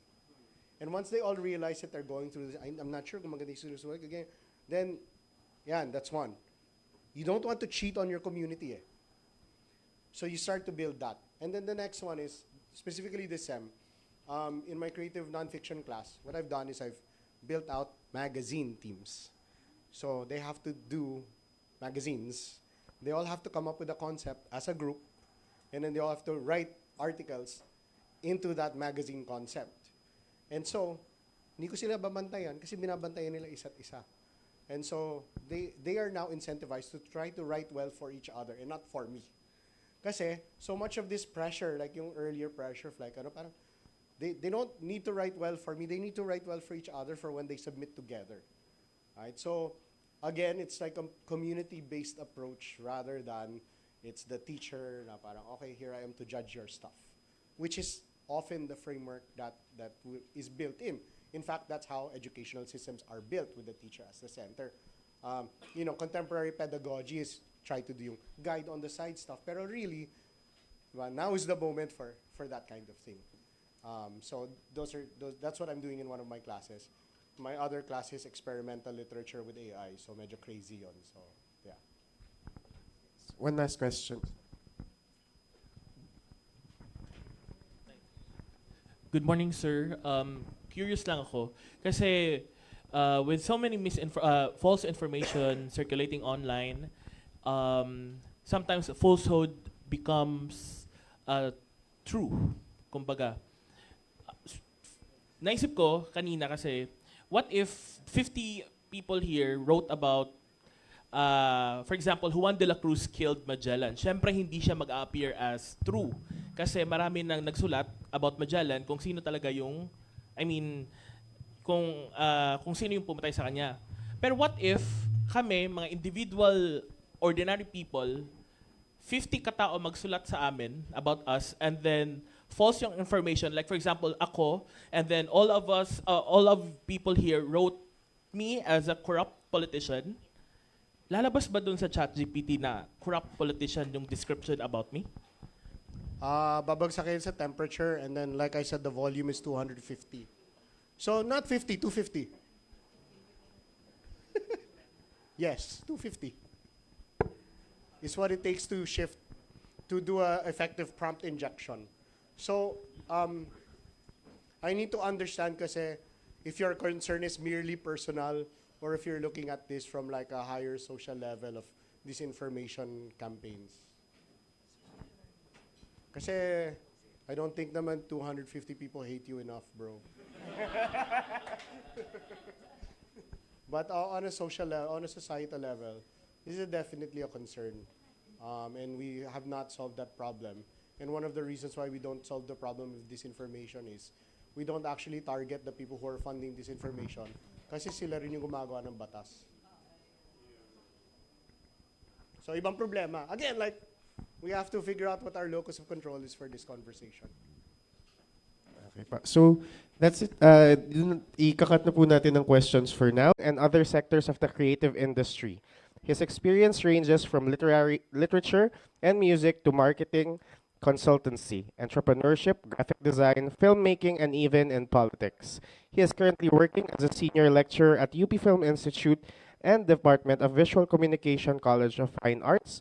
He is also taking up a Master's of Technology Management at UP Technology Management Center. Again, Sir Mike.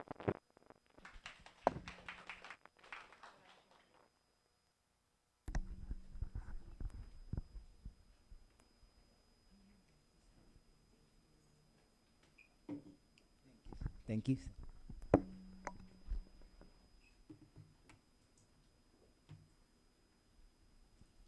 So may kodigo ako. Dahil dyslexic ako, kailangan kong i-structure yung aking di-discuss, no? Or else magkikwento ako na magkikwento. Siyempre may power bank yung ating ano. Okay? So, AI-powered content creation. I think base sa introduction ni Sir Carl kanina, tsaka ng mga applications na ginawa nyo on your exercise, parang half and half, yung iba paano pa lang, mag-application pa lang, and yung half medyo may experience na. So, saktong-sakto to, no? Kasi hindi ko na kayo tuturuan mag-prompt kasi na-experience na siya kanina. So, let's get right into it, yung sa actual content creation. Kasi tandaan natin, as teachers or educators, nag-create tayo ng sarili nating content din to teach our student in terms of personalization, di ba? Our style of teaching, ganun. So, yung AI, actually, very, very late adopter ako ng AI, I have to tell you. May resistance din ako dyan, no? Dahil, as a artist, no, akala ko din na mapapalitan yung, yung mga jobs namin. Pero hindi, ano? Parang after, even before the pandemic, meron ng existing na AI tools, pero hanggang ngayon, hindi pa rin napapalitan yung mga artists na katrabaho natin. So, AI-powered content creation uses artificial intelligence, tools, and algorithms to generate, enhance, or automate content like text, images, or videos, often based on user prompts and data. So, ngayon pa lang, sinasabi ko na sa inyo, ang ending ng activity natin ay gagawa kayo ng AI content. Okay? Yung group. So, by group. Kung ano yung group nyo kanina, yun na rin yung group nyo ngayon. Okay? So, yeah. So, AI-powered content is transforming how organizations design, produce, and distribute materials and information. tools such as Pictory, Synthesis, Lumen 5, no? And even Canva AI kung hindi nyo pa nagagamit. So, of course, proprietary, Adobe Firefly, and Midjourney. So, it allows creators to quickly generate videos, image, diba? And captions, no? That would otherwise require advanced technical skills and significant time. So, these platforms not only increase efficiency, but also make professionally grade content more accessible to smaller teams and individuals. So, by automating routine tasks like scheduling, captioning, trend analysis, AI frees up human creators to focus on strategy, storytelling, and emotional resonance. Very important yun, emotional resonance. The elements that truly connects with our students. Okay? So, at the same time, no, the rise of AI introduces complications and critical conversations around ethics and, of course, for artists, yung creative process. Transparency, authenticity, and culture sensitivity become even more important when content can be produced in seconds by algorithms. So audiences need assurance, no, that they are engaging with accurate, no, respectful, and not misleading. So ethical use of AI includes fact-checking, respecting intellectual property, ensuring privacy, and avoiding harmful stereotypes. Looking ahead, no, AI is expected to expand personalization, integrate with immersive technologies like augmented reality and virtual reality, and reshape the pace of content consumption. So, for us, for educational, professionals, the responsible AI-powered creation is very essential. So, to building trust and ensuring that our lessons na pinapresent natin sa students become innovative and ethical. Okay?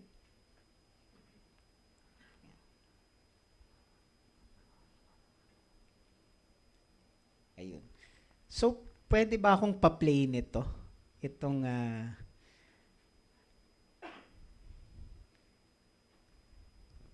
nakiklik nyo ba dyan? Kasi ano siya, parang ito yung future ng teaching sa using AI or AR, yung augmented reality. Pa-play nyo ba?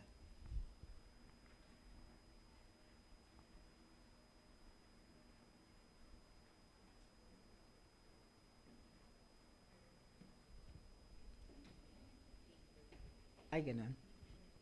Oh, okay. Sige. Anyway, teka lang.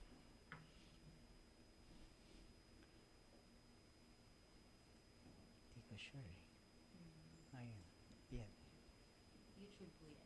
Oo, YouTube siya. Ano pong link kaya? Para yun Teka na lang po lang. yung ipakita natin. Teka lang. Sorry, hindi ko alam kung paano open in Yan browser.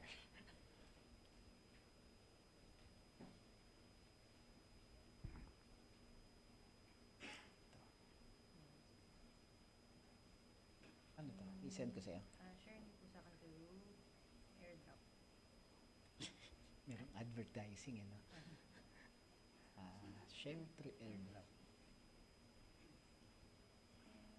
Ito. Yan ba?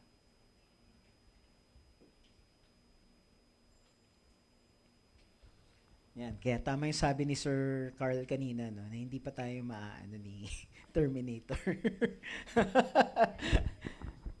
So, yan. Okay? Yoshi. May ads.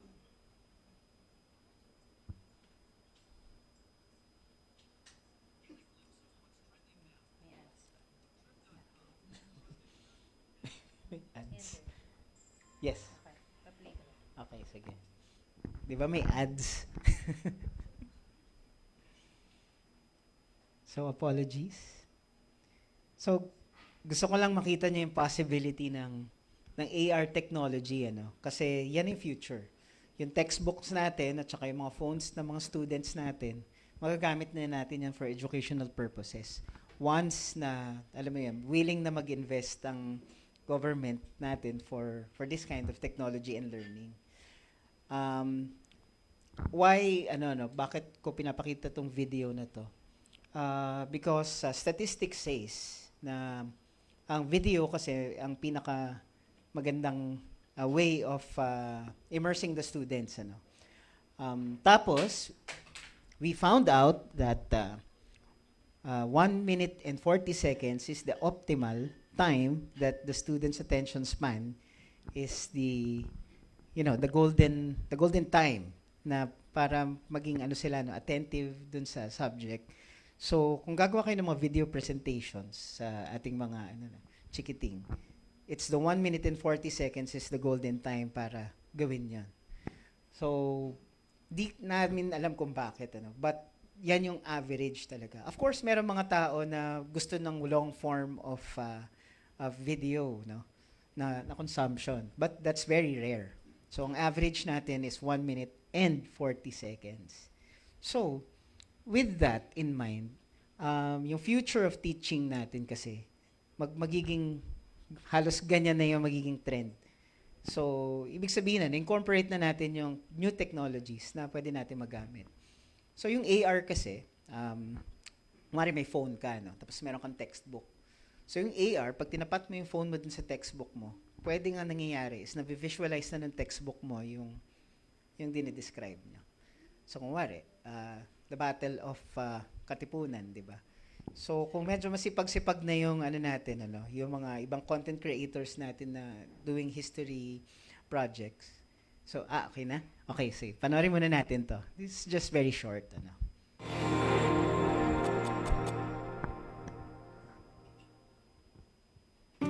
Did you know that 70% of children are bored by their education and 40% are chronically disengaged? Imagine turning complex subjects into simple visual experiences.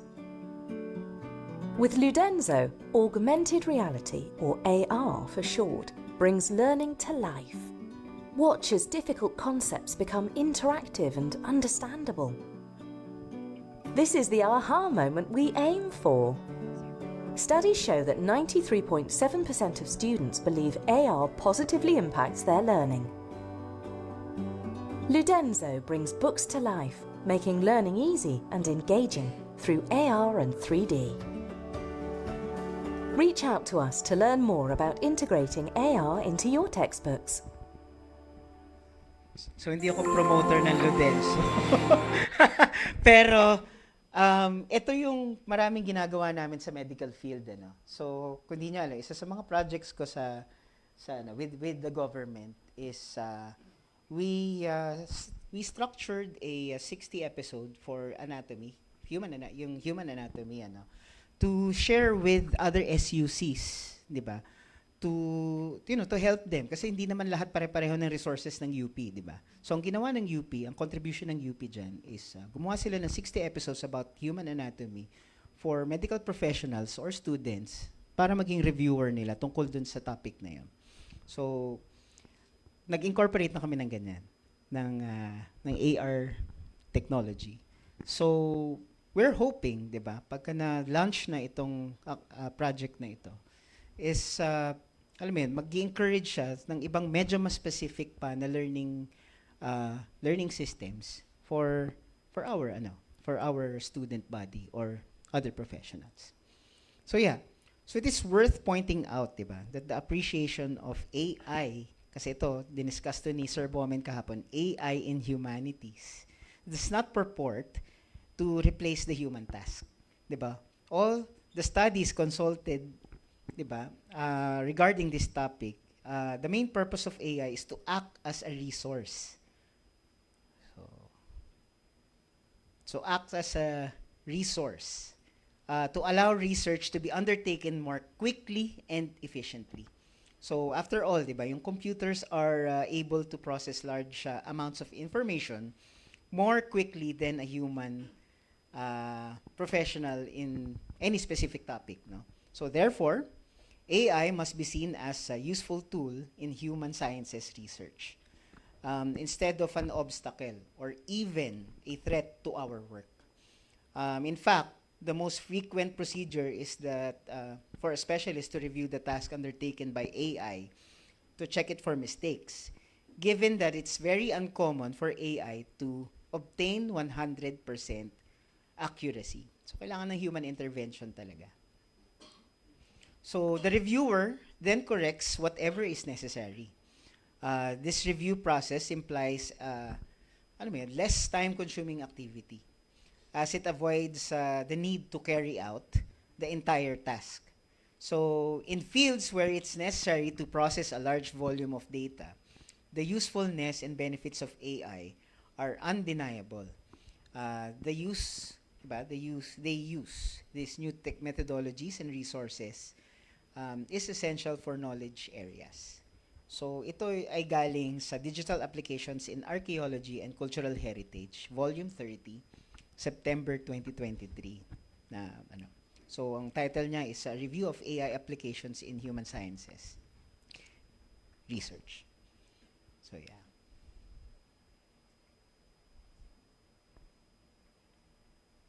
Ay, pa-next slide na lang, please.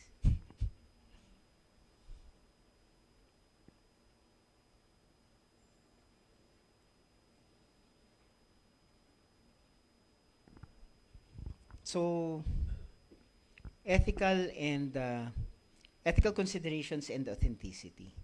So kanina no, na parang na-discuss natin ng briefly to ni Sir and ni Sir Bowman yesterday.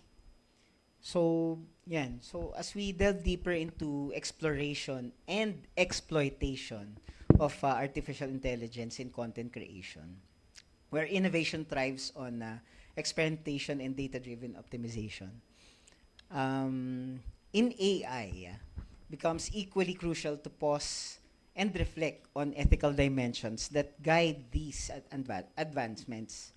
So every technology leap carries with it questions of responsibility, fairness, and accountability. So therefore, before we continue maximizing AI's potential, we must first ensure that its application align with ethical principles that safeguard human values and social good. Thank you. Projector. Okay. So, yan. So, tayo kasi dito sa Philippines, wala pa tayo talagang actual roadmap ng AI, and its usage. Tapos, every department ng ng executive branch, may kanya-kanyang policy. So, overall sa Philippines, wala pa talaga tayong parang AI roadmap, 'di ba? Even kahit nga dito sa University of the Philippines, binubuo pa every time. So, ang hirap minsan, 'di ba? Tapos yung school nyo pa baka meron din ibang policy tungkol doon.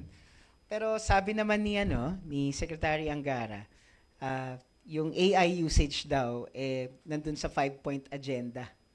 'Di ba ewan ko kung familiar naman siguro lahat dun sa 5-point agenda ng DepEd no? So, yeah, so nag-aano naman daw yung gusto nating ma-attain sa AI ma-attain natin with the 5-point agenda na meron tayo.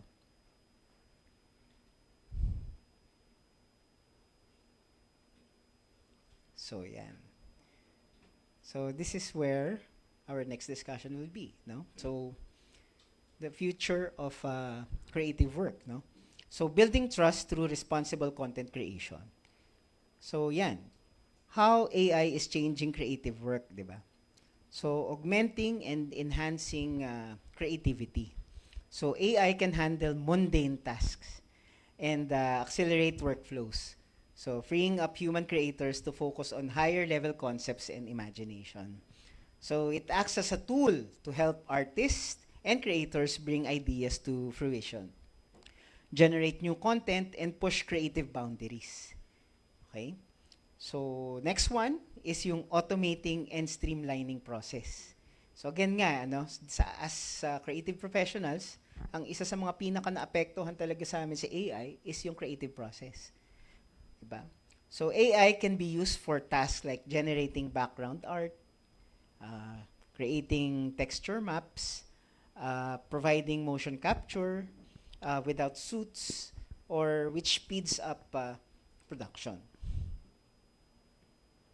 So next one, yung enabling new forms of art. Nakakatuwa yung subject na tinuturo ni Sir Carl, ano? Parang experimental literature. So, ano yun? Amazing yun. Amazing yun. AI is creating new possibilities for artistic expression, such as generating music, abstract patterns, and even enabling immersive experience through VR and AR. Okay? So last one, yung transforming user experience. AI holds the promise to change how audiences react with creative content. So leading to new and innovative experience. Pero paano ba natin masa-circumvent yung building trust, diba, through responsible creation? So as educators, kailangan natin ng mag-verify ng facts. Diba? Our first responsibility is to verify facts. Tandaan natin, hindi 100% na-obtain ni AI. At yun, wag nyo kakalimutan yun, human intervention. Okay? If you're teaching about historical facts or geographical locations, always cross-check with official sources. So due to disinformation, wrong information can change the entire future of our student body. So accuracy protects them. Encourage your students and ourselves, diba, by double-checking data with reputable sources. So tulad kanina, nabanggit to, nakakatuwa, use AI to be the aggregator. Okay? Not as a source, but an aggregator. Kayo ang maghahanap ng source nyo based on. Second one, avoid plagiarism. Okay? Maraming discussions tungkol dito sa plagiarism ng AI. Ano? Pero again, kasi nung nagsisimula siya, konti lang talaga yung datasets na meron siya, di ba? So kung ano talaga yung popular na design doon dati, yung mga examples na na-generate, more or less talaga magiging kagaya siya ng mga resources na ginagawa niya. No? So, yeah, copying content damages credibility and risk legal issues. So, instead, di ba, try to create your own content. Di ba? If you adapt or borrow, always acknowledge the original source. Okay? This shows professionalism and respect for your fellow content creators.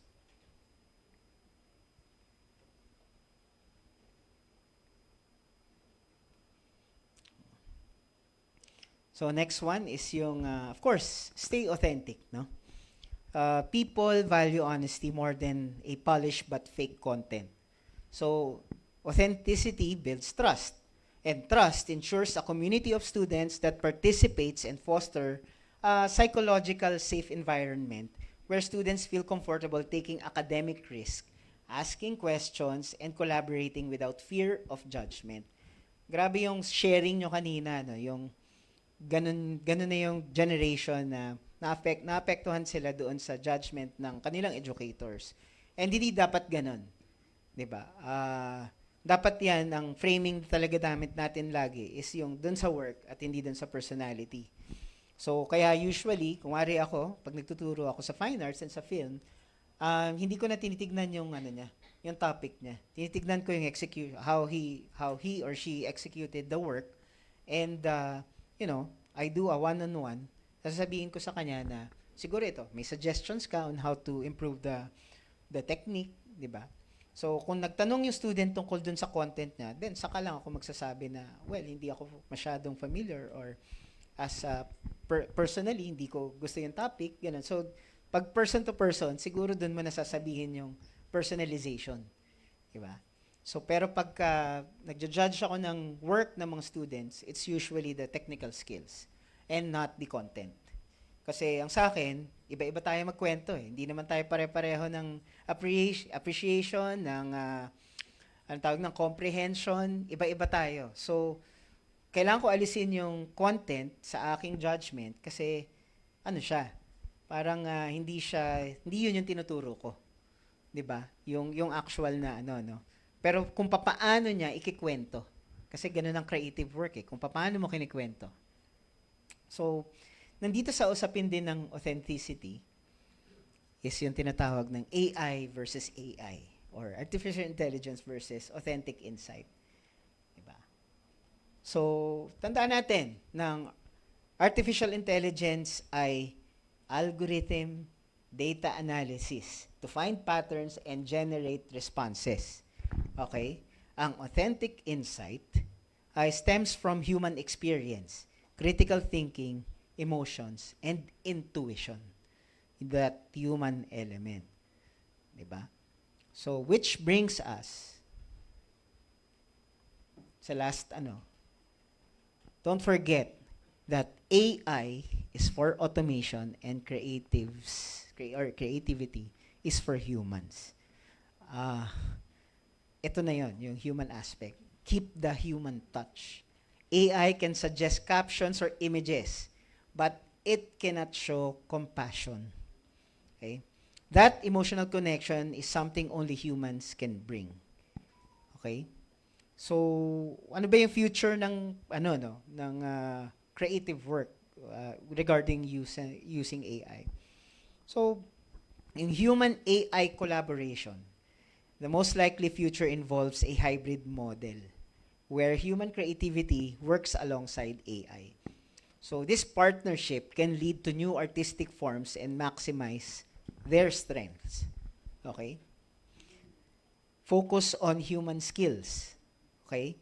AI cannot replace, for now, the human ability to start with a blank slate and provide a unique vision, imagination, and emotional intelligence. Tandaan nyo yun. Hindi niya kaya mag-start from blank. Kailangan niya tayo to generate that. Diba? Hindi, parang make me a poem. Magtatanong siya, about what? That's so, hindi niya kaya mag-start sa blank.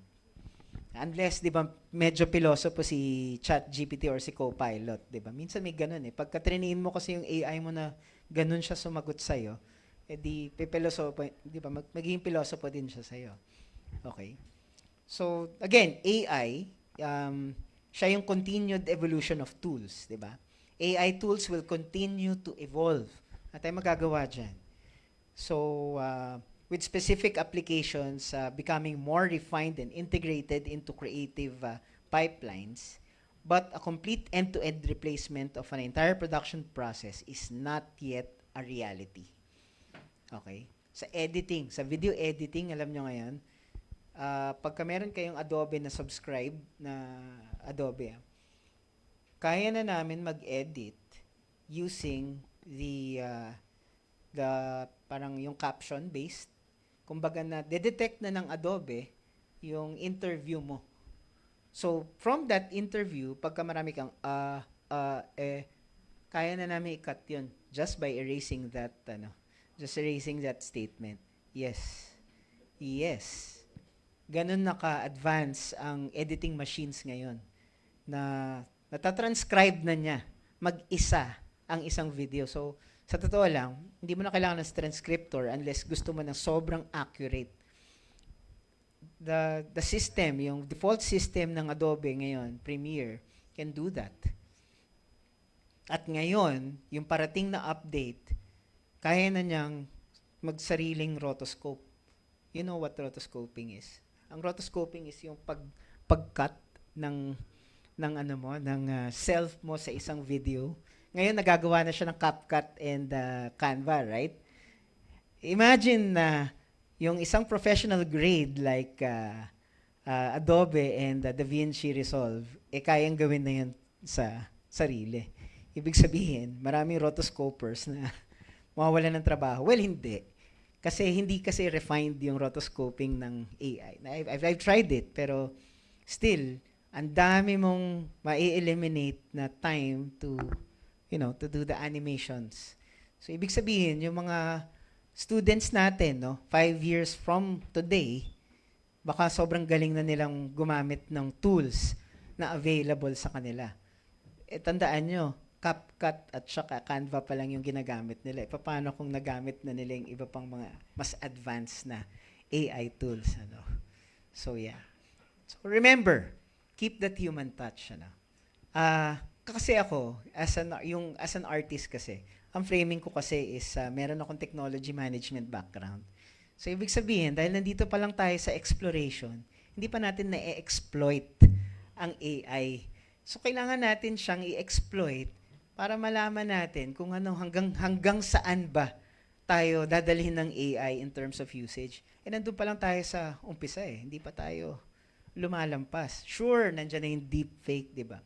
Pero dito, tayo, kailangan i-frame natin yung sarili natin as parang both government workers and the teachers, di ba? At the same time. Hindi pa natin siya nare-reach. Siguro yung pinaka-gumagamit talaga ng mga AI dito na yung mga content na tawag dito, yung mga hindi natin nagagamit na content is yung mga trolls and other agencies na ginagamit yung AI for scrupulous or dubious means. At dito, malungkot yun, kasi doon napupunta yung algorithm ng AI. So tayo, dapat as educators, gamitin natin siya for the benefit of nation building, basically. Para natitrain din yung machine, di ba, yung machine learning, para natitrain natin sila na, ganito, ito yung isipin natin para for the good of the country and the future of our students. Ayan.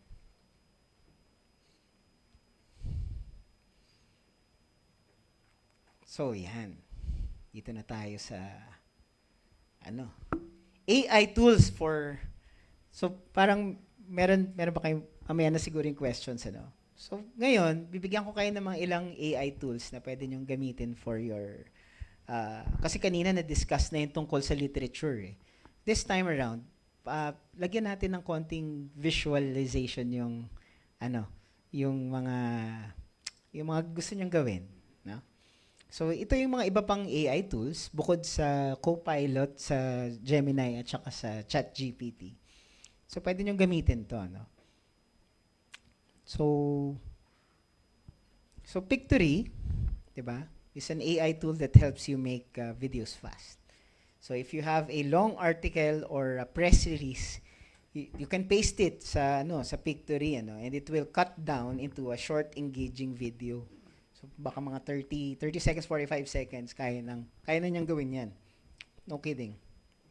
Try niyo yan later. Okay? Try niyo siya later. Kumbaga, pagka gumawa tayo ng 5-day lesson plan later, is kailangan yun, meron tayong video na gagawin. Okay? So, yan. Kaya na niya mag-add ng caption. Kaya na niya mag-add ng background music. At saka even stock footages na, alam mo na medyo royalty-free. Okay. So, next is yung Lumen 5. Sorry, hindi ko pala na-prick. Yeah, Pictory, sorry. Ayan. So, ayan. Lumen 5. So, blog or script to video in minutes.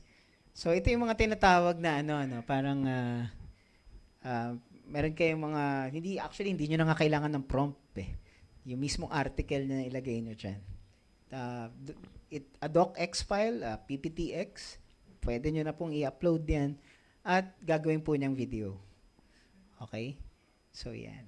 Lumen 5. Okay. Ito sa mga pinakagusto kong AI tool for video making. So, yan. So, dahil tayo kasi, ang daming responsibilidad na binibigay sa atin, lalong-lalo na administrative work, di ba?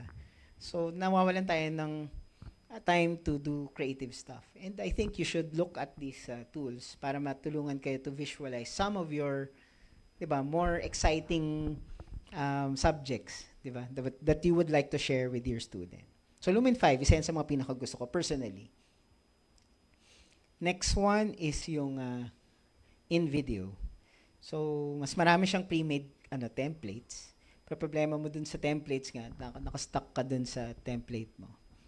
So again, easy to text video conversations or conversions. So strong branding options. So may logos and colors na pwede mong na pwedeng gamitin. Okay? Okay. Okay, so yan, comparisons. So pictory, long text to short video. So yan, explainer videos. Ako gusto ko yung explainer videos eh. So yan. And of course, yung templates and branding. So yan yung comparisons niya. So ngayon, pero syempre, minsan masipag ka gumawa ng script. Kasi since this is a writing workshop, alam ko sa inyo, marami sa inyo na, di ba, medyo mas masipag na gumawa ng script. So which brings us to our next script to video na talaga. Meron ka ng script. Iba pa yun. Yes, iba pa yung tool.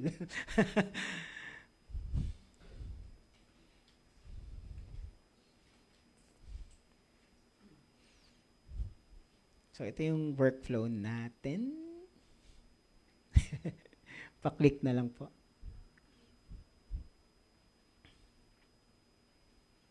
Yan.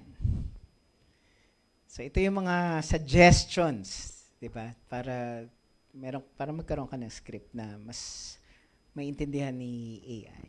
So, keep it short and clear, focus on one key message, and use simple language. Yun lang yan. Hindi nyo kailangan maging complicated. Hindi nyo kailangan maging thesaurus. Ika nga, dun sa inyong script. The more simpler it is, but of course, di ba, kung gusto nyo i-train nga yung AI nyo with complex words, wala naman masama yun. But yeah. So, yeah. So, yan. So, of course, upload to the AI tool, paste script into Pictory, Lumen 5, or in video. So, choose the template tile, then generates draft video. Ano yan? Ang bilis ng workflow no? Kasi kanina parang hindi pa na yung workflow dahil iba-iba nga tayo. So, pero ngayon, bibigyan ko kayo ng suggestions sa how to hasten up your workflow as educators.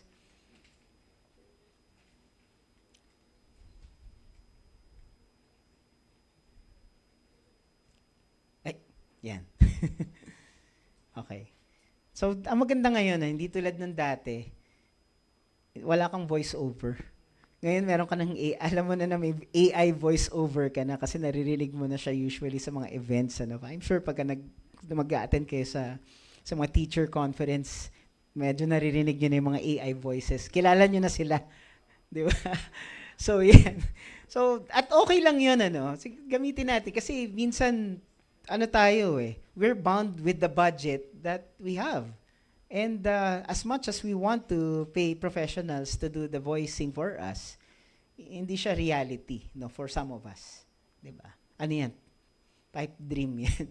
So yan, maganda ngayon, meron ng narrators yung mga text to video na ginagawa nyo. Okay? So yan, may optional AI narration and voiceover na kayo. So, the next workflow is yan. Yan na naman tayo. Human edit before publishing. Again, let's keep that human element, diba? Check accuracy of visuals, diba? Edit text and timing. So, ano yan? Napaka-importante talaga ng human element sa publishing ng content creation with AI. Okay?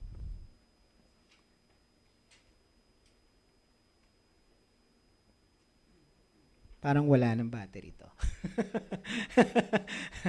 So, yan. So, workflow. Yung AI plus human, di ba? Write script, upload, AI suggests, human edits. Okay? Yan na yun. Yan na yung ating workflow. Okay? Okay? So, next one. So, meron na tayo back. So, inuna ko yung video. Pero hindi lang ibig sabihin na video lang yung magagamit. Minsan, there are subjects that calls for, pictures lang. Diba? So, meron din tayong para sa pictures. Ayun. So, meron pa. Iba, minsan kasi, meron talagang mga AI tools na nagsa-specialize kada artistic work. Hindi ko lang sinama dito yung sa music and yung sa VO. But mostly, lahat ng video na AI tools, meron na kasing voice over din.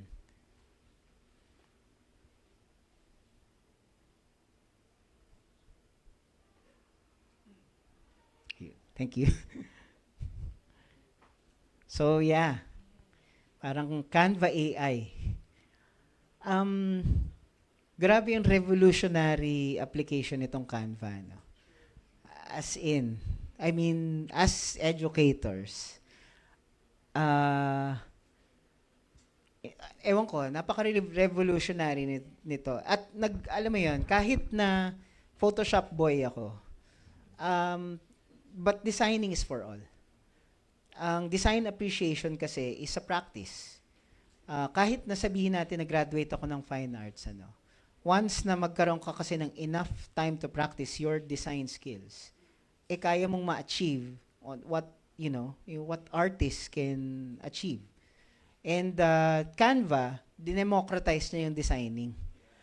Kahit papaano, di ba? It's not to replace the artist, but again, we are bound by budget constraints and sometimes time. Di ba? And kung meron kayong paid account ng Canva and you're paying good money. You're paying good money with Canva Pro. And alam mo yan, yung kanina meron binanggit sa akin si Sir Carl na pagka nagawa nila yon, ewan ko, parang mahirap ng lampasan yung gustong gawin ng Canva sa ibang gustong gawin ng ibang mga design softwares. Ang hirap. Pero Canva is such a revolutionary tool na may AI, 'di ba? So isipin mo, ito talaga naka-specific siya for design, for images. So use Canva, 'di ba? As much as you can para matulungan natin sila to generate much more accurate and na mga resources, 'di ba? Of course, again, yung discussions na AI will replace artists, no. Hindi pa. Mapakalayo pa niyan. Baka patay na tayo sa mangyari yan, pero hindi pa mangyayari anytime soon. So, yan? Di ako naniniwala na kayang i-replace ng AI yung human touch. Okay? Next. Okay? Yan. DALL-E. So, yan, galing sa ChatGPT. So, creates a realistic or artistic images. So, medyo mas yung hindi infographic style. Okay?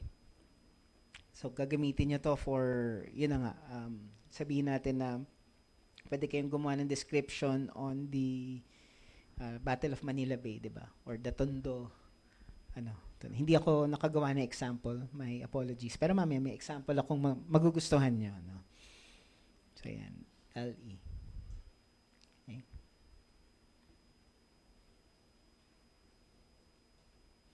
So, yan. Mid-journey. So, sino nagdi-discord sa inyo dito?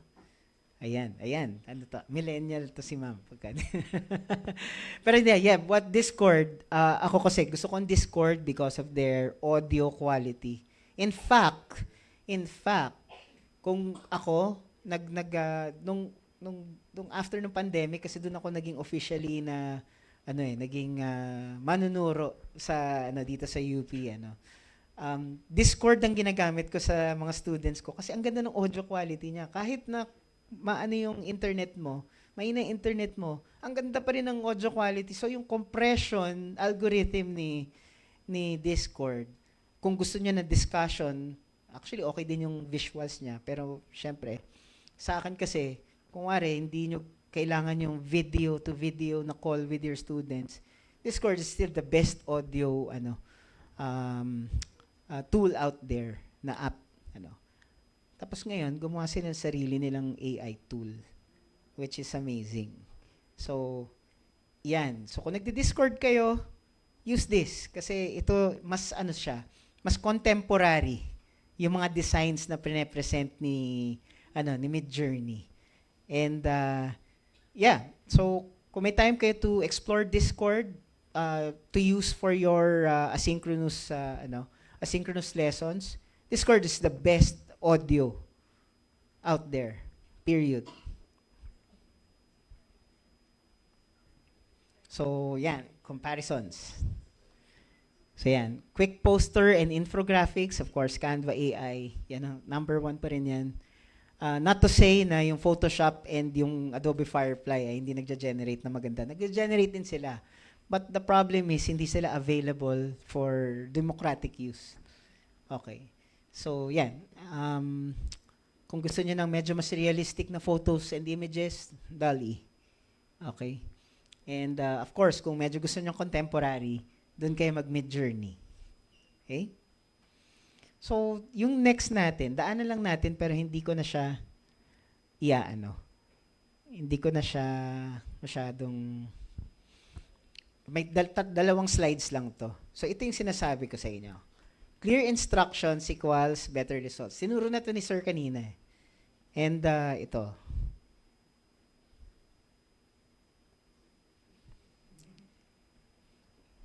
So, yan yung prompt ko. A historical illustration in the style of Renaissance painting showing Jose Rizal writing Il Filibusterismo with a serious emotional expression. Diba? ChatGPT to, no? Ang gumawa nito. ChatGPT. And, yan, you can make a visual aid using your AI tools. Pero sabi ko, gusto ko gawa ng twist. So sabi ko kay ChatGPT,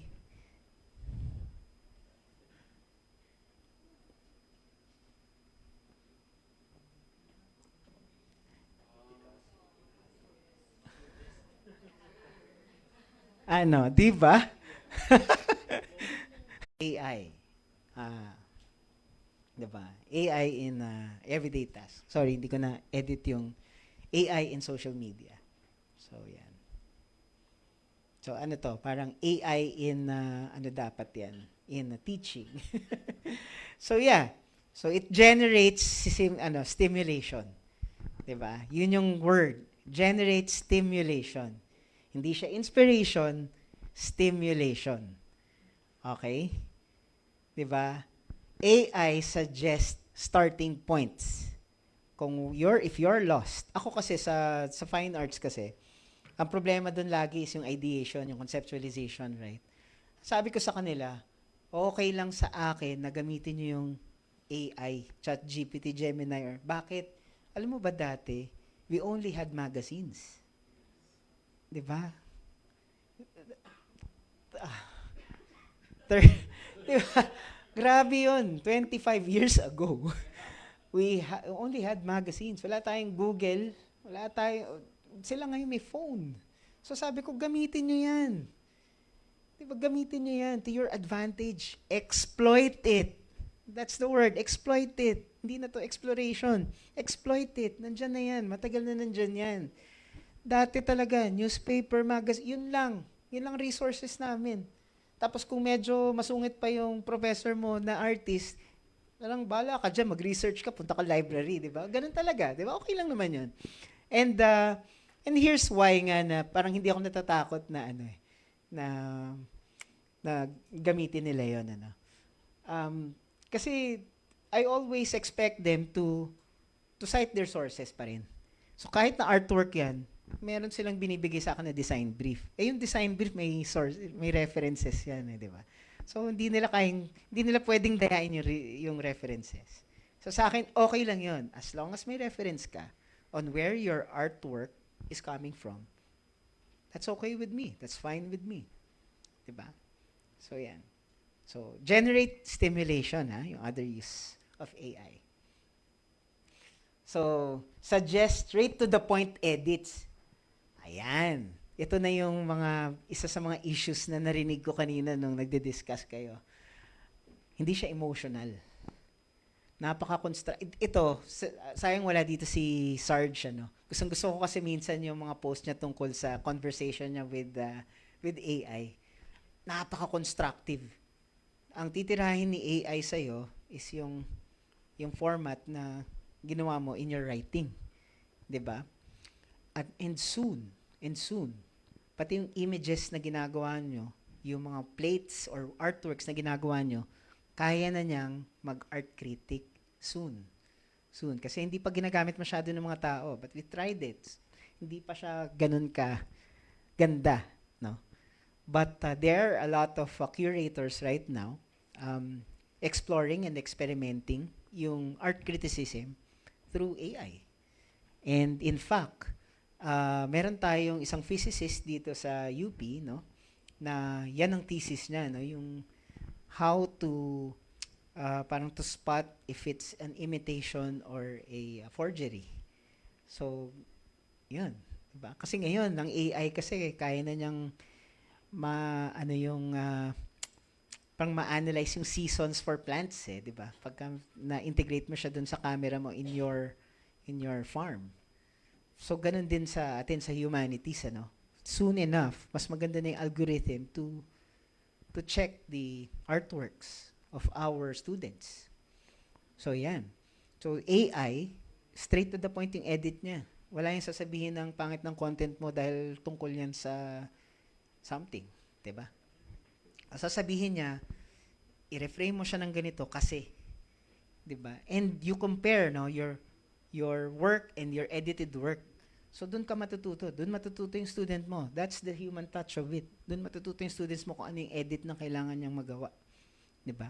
Kasi yun naman ang tinuturo natin sa mga students natin. Ano yung mistake mo na nagawa at paano natin yung susolusyonan sa susunod na work. Diba? So, it can add value to information delivery. Then, of course, tailored din sa topic yung criticism niya. So, minsan pwede mong iutusan si AI na okay ba itong topic na to? Pagka hindi ka sure, suggest lang siya, di ba? So, ayan.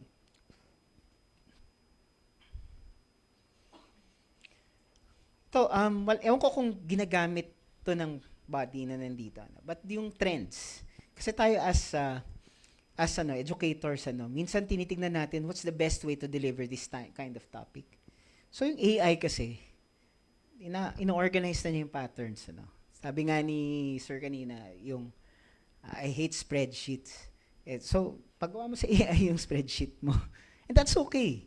At yung trends na yan, pwede niya ilagay sa spreadsheet kung ano yung statistics na available sa around the World Wide Web.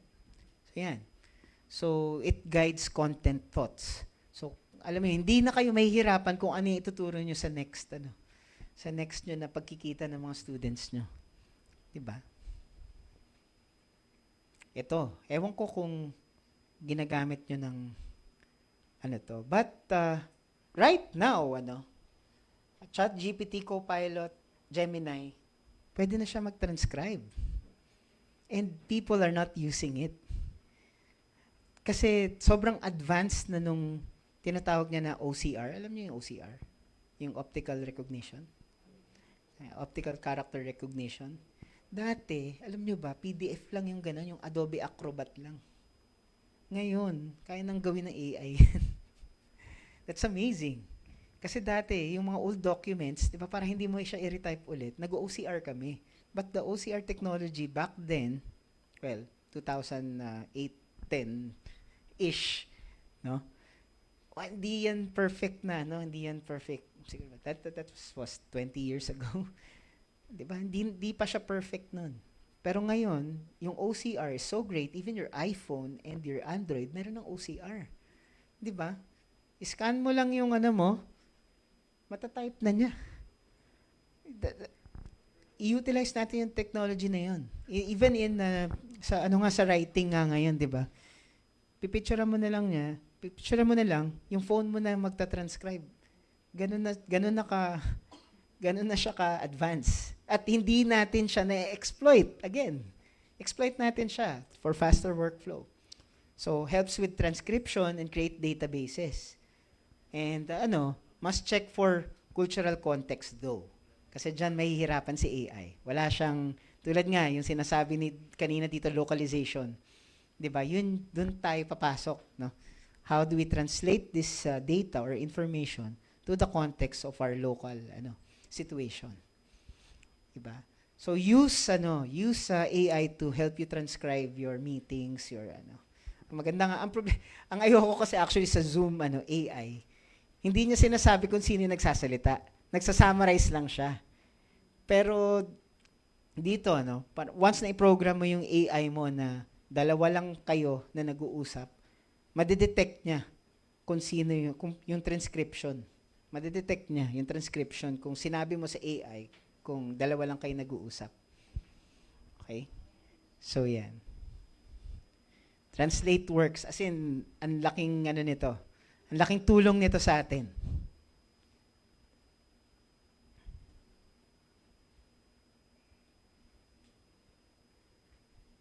Yan. Yan. Why human creativity cannot be replaced by AI. Reiterate ko ulit. AI helps, but people connect. Okay?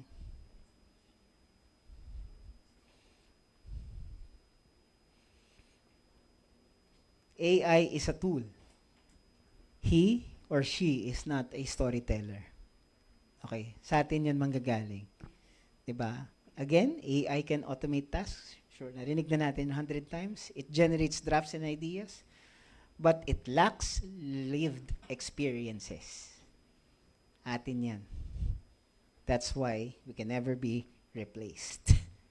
Okay?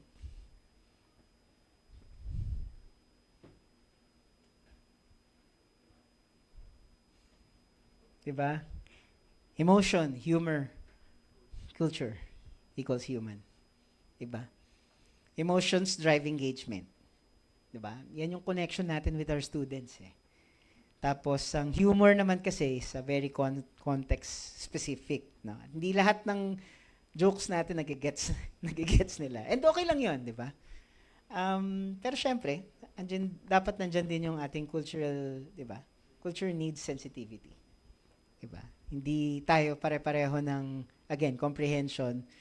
Not because, di ba, iba-iba tayo ng tili, but iba-iba kasi tayo ng localities na pinanggalingan. Iba-iba yung comprehensions natin. Di ba?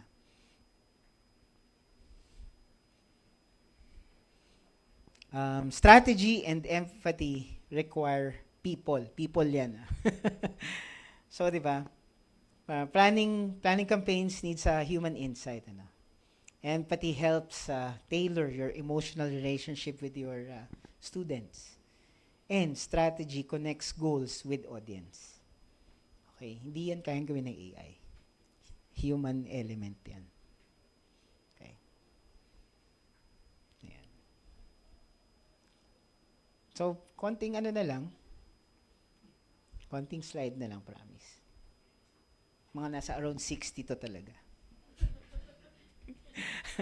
So, workflow and automation.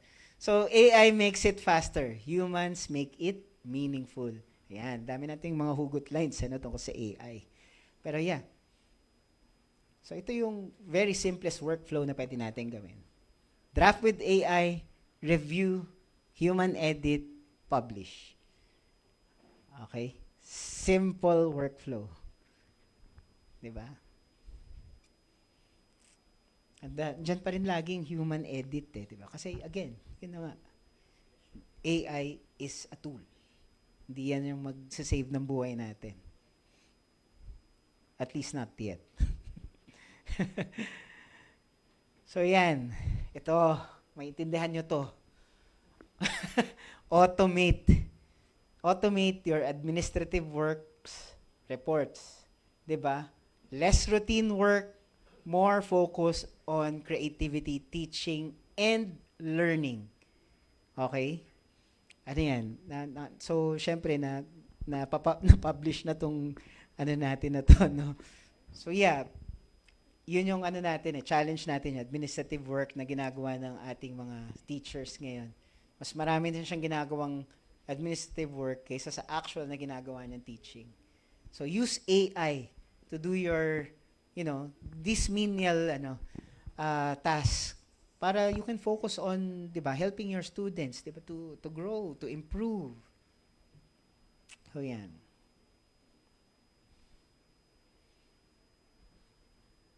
Okay? The most effective workflow is a partnership, 'di ba?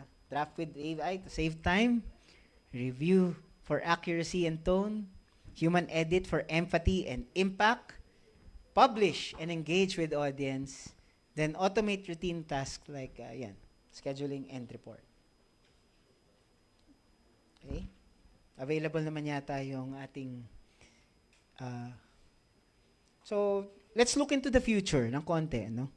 Parang technology foresight on AI, no? Preparing for the future of secondary educational learning. Ay akala ko kasi puro secondary teachers yung nandito. So may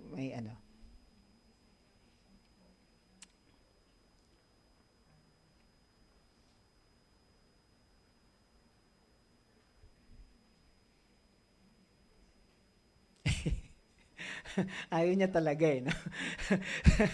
So, smarter personalization.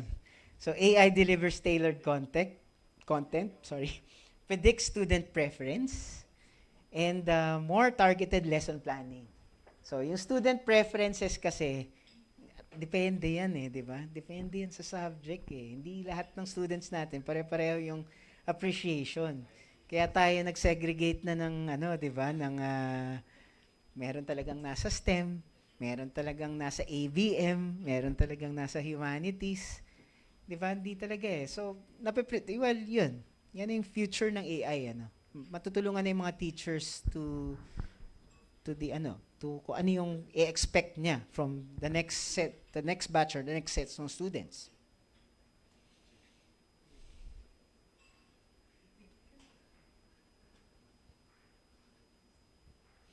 Deeper analytics. So, AI tracks not just yung likes, but behaviors.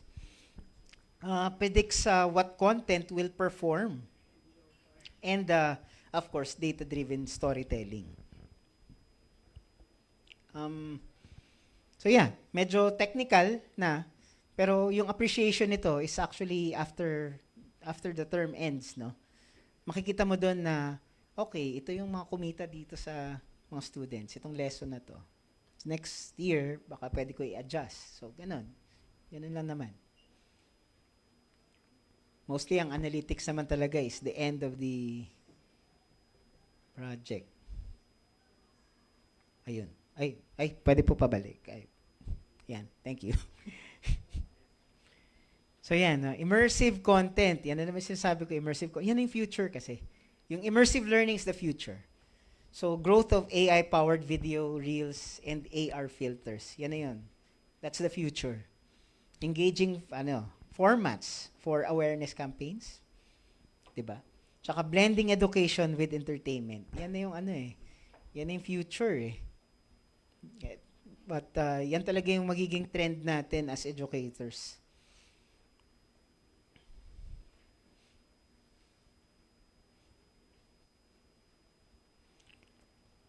Human oversight is still key. Sorry, paulit-ulit. Pero yan talaga. Ito yung punto nung AI-powered content creation. The artist will never be replaced. AI is a tool, not a replacement. Authenticity, ethics, and empathy stays human. Okay? The best future, AI plus human partnership. Okay. Sabi nga nila, 'di ba, unpaid research assistant. Well, depende kung premium paid 'yan. So kung premium yung AI nyo, tool nyo, paid siya. So I'm sure yung schools minsan may budget para doon,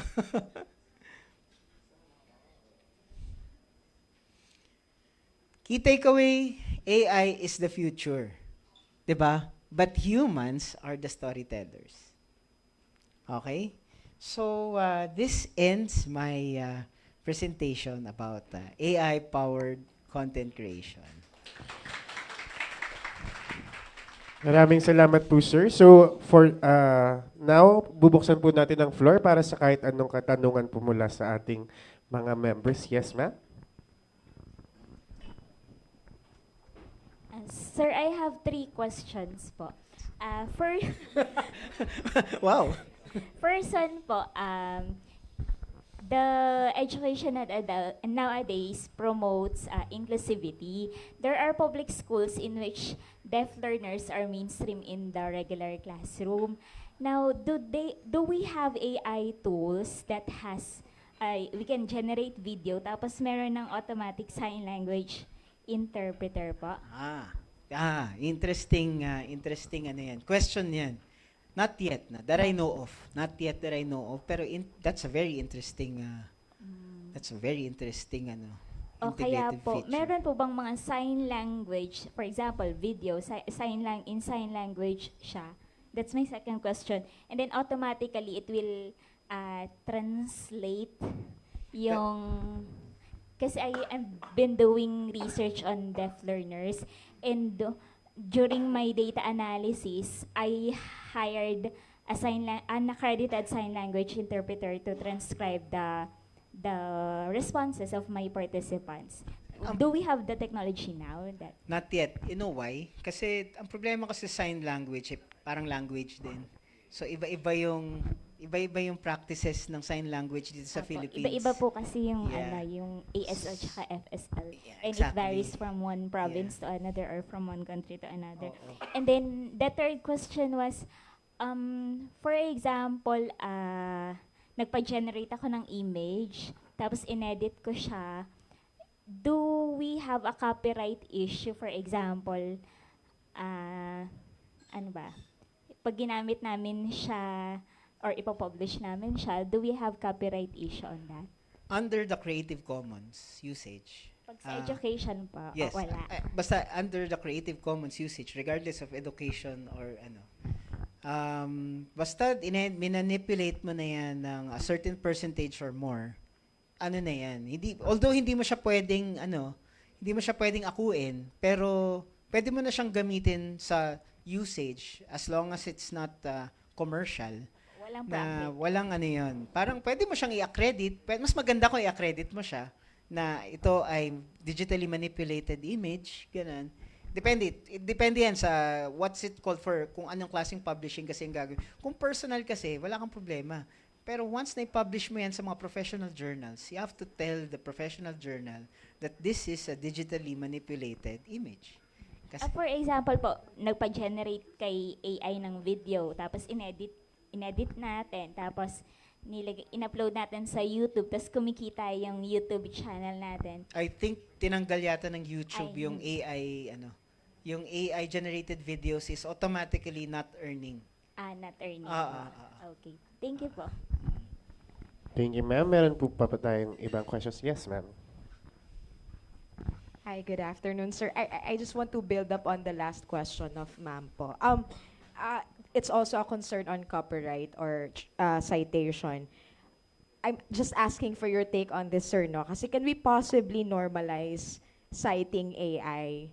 For example, there's a recent, I think there's already an APA-style citation format where you can cite AI for the specific parts, for example, of your paper or although the image that's generated or maybe generated by AI. So essentially, my question is, what's your take on this po? Can we normalize citing, AI across different media, may it be academic writing or other videos or images? Ako, ang take ko kasi dyan is, siya ba purely, yung wala kang human intervention na ginawa dun sa AI generated, Kasi pagka sinabi yung AI generated, walang human element na nangyari. Pero kung meron kang human edit na ginawa dun, hindi mo siya pwedeng sabihin na purely AI. Kasi ikaw pa rin nagsabi sa AI nung gagawin niya eh. So yung idea mo, it's yours. AI just help you restructure it. Plus, inedit mo pa, di ba? Pagka one sentence lang yon, yung prompt mo, tapos gumawa siya ng isang 400 piece na sabi na article, edi AI generated siya. Pero kung ikaw yung gumawa ng article at nagpatulong ka lang kay AI pa to better restructure it, ikaw pa rin yung gumawa niyan. That's my take. Yes, sir. Good afternoon, sir. Sir, I have a question lang regarding this AI-generated content like for photos. Kasi di ba, the recent months, nauso yung Ghibli style na na content creation. Tapos while some enjoyed it, may mga violent reaction towards it like like you are not respecting the artist, something like that. And even more so, more on the production then of graphics, animations, ganyan, na may mga reaction po yung mga tao na like parang they are not respecting or disrespecting the animators, the graphic artists, it's diminishing the art, something like that. So where do you stand on that thought, sir? The best compliment is imitation.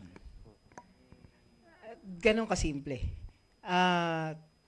Yung ano ba yan, yung Ghibli style na yan, galing ba yun sa kanilang Ghibli, Ghibli movie? Di naman eh. So, sure, they can react. Alam mo, parang yung issue lang yan sa isang famous movie ngayon, di ba? Pwedeng mag-react kahit sino dyan. And, alam mo, ganyan din yun. Same, it's almost the same. Ang nagiging consideration naman dyan is yung, was it culturally inappropriate? I don't think so.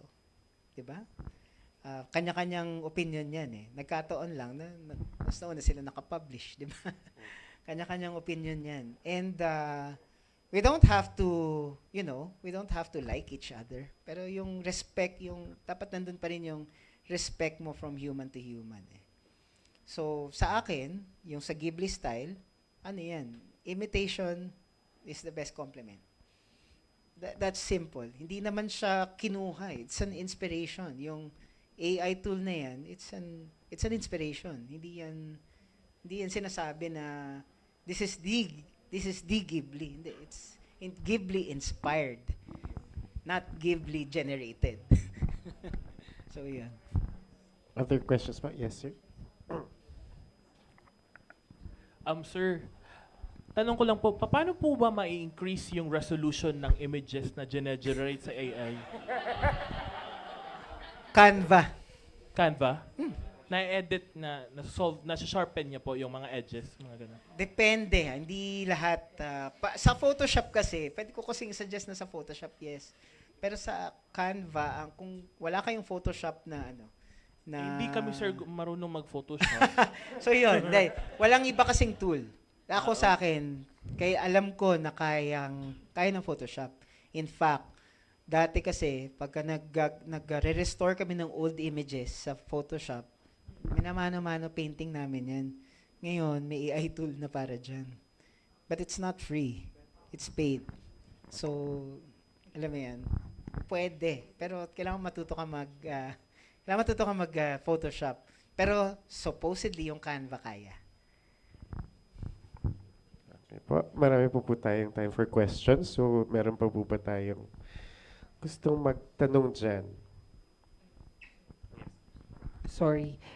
Follow-up ko lang din po sa question about sa Ghibli inspired. Although, hindi kasi siya inspired. Okay, just to give a context, di ba merong reason na parang Facebook trend na nag-generate ng mukha mo, tapos magiging iba yung katawan, etc. So, it's more like yung ibang mga jobs ng mga artists na gumagawa ng mga caricatures. And then, nag-like ako dun sa isang post ng friend ko. And then, one friend of mine sa circle ng mga artists, although engineer by profession, bigla niya sinabi na, oh my God, Jake, sabi niya, you're supporting yung this kind of, they're taking away the jobs of artists. Sabi niya, tapos na-shock ako. Wait lang, ano ba yung nilike ko? Sabi ko. Kasi minsan, sometimes, di ba, we're just scrolling, tapos, ay, ang cute na ito, hina-heart-heart lang natin. Hala, big deal pala yun. Sabi ko, wait lang. So, binalikan ko, and then, nako-confuse tuloy ako, sir. Because parang sa akin, I was just actually after, like, I think that happened during the September 21 rally. So, I was just after the support of the post, but not the art itself. Pero sa kanya, akala niya, I'm supporting the art. So what's your take po on the idea na AI in general is taking away also some of the siguro jobs or siguro side hobbies or jobs ng mga artists po natin? Either it's a permanent one or a part of their short lifestyle po. Yun. Okay. Nakita mo naman yun siguro sa presentation ko na no. AI will never take the job of an artist. Kasi kung magaling na artist ka, mag-a-adapt ka kung ano yung situation mo dito. So, naniniwala ako na every artist, meron niyang adaptation process, no? Yung parang hindi tayo pare-pareho ng pace, di ba, in terms of adaption. So, baka hindi pa niya panahon ngayon. So, kaya akala niya na natitake away yung draft niya kasi baka hindi pa niya panahon, di ba? But soon enough, sana ma-realize niya na taking action means taking action, di ba? Not to be replaced, di ba? Parang ganun. Ako kasi parang, I'm maswerte ako dahil I'm wearing so many hats that, you know, I would never run out of job.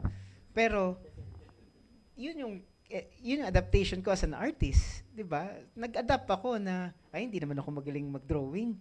Hindi naman ako magaling mag-ganito, mag-ganyan. Pero magaling ako magkwento. Di ba? Yung gets mo yun. Nahanap ko yung niche ko eventually.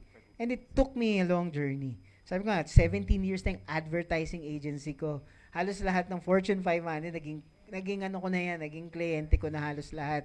So, imagine yung journey ko na nagsimula ako, hindi ko na maalala kung paano ko minarket yung sarili ko. But 17 years. Lahat ng nakasabay ko, sa 17 years na, nagsarado na sila. Yung iba nga, iba na yung business.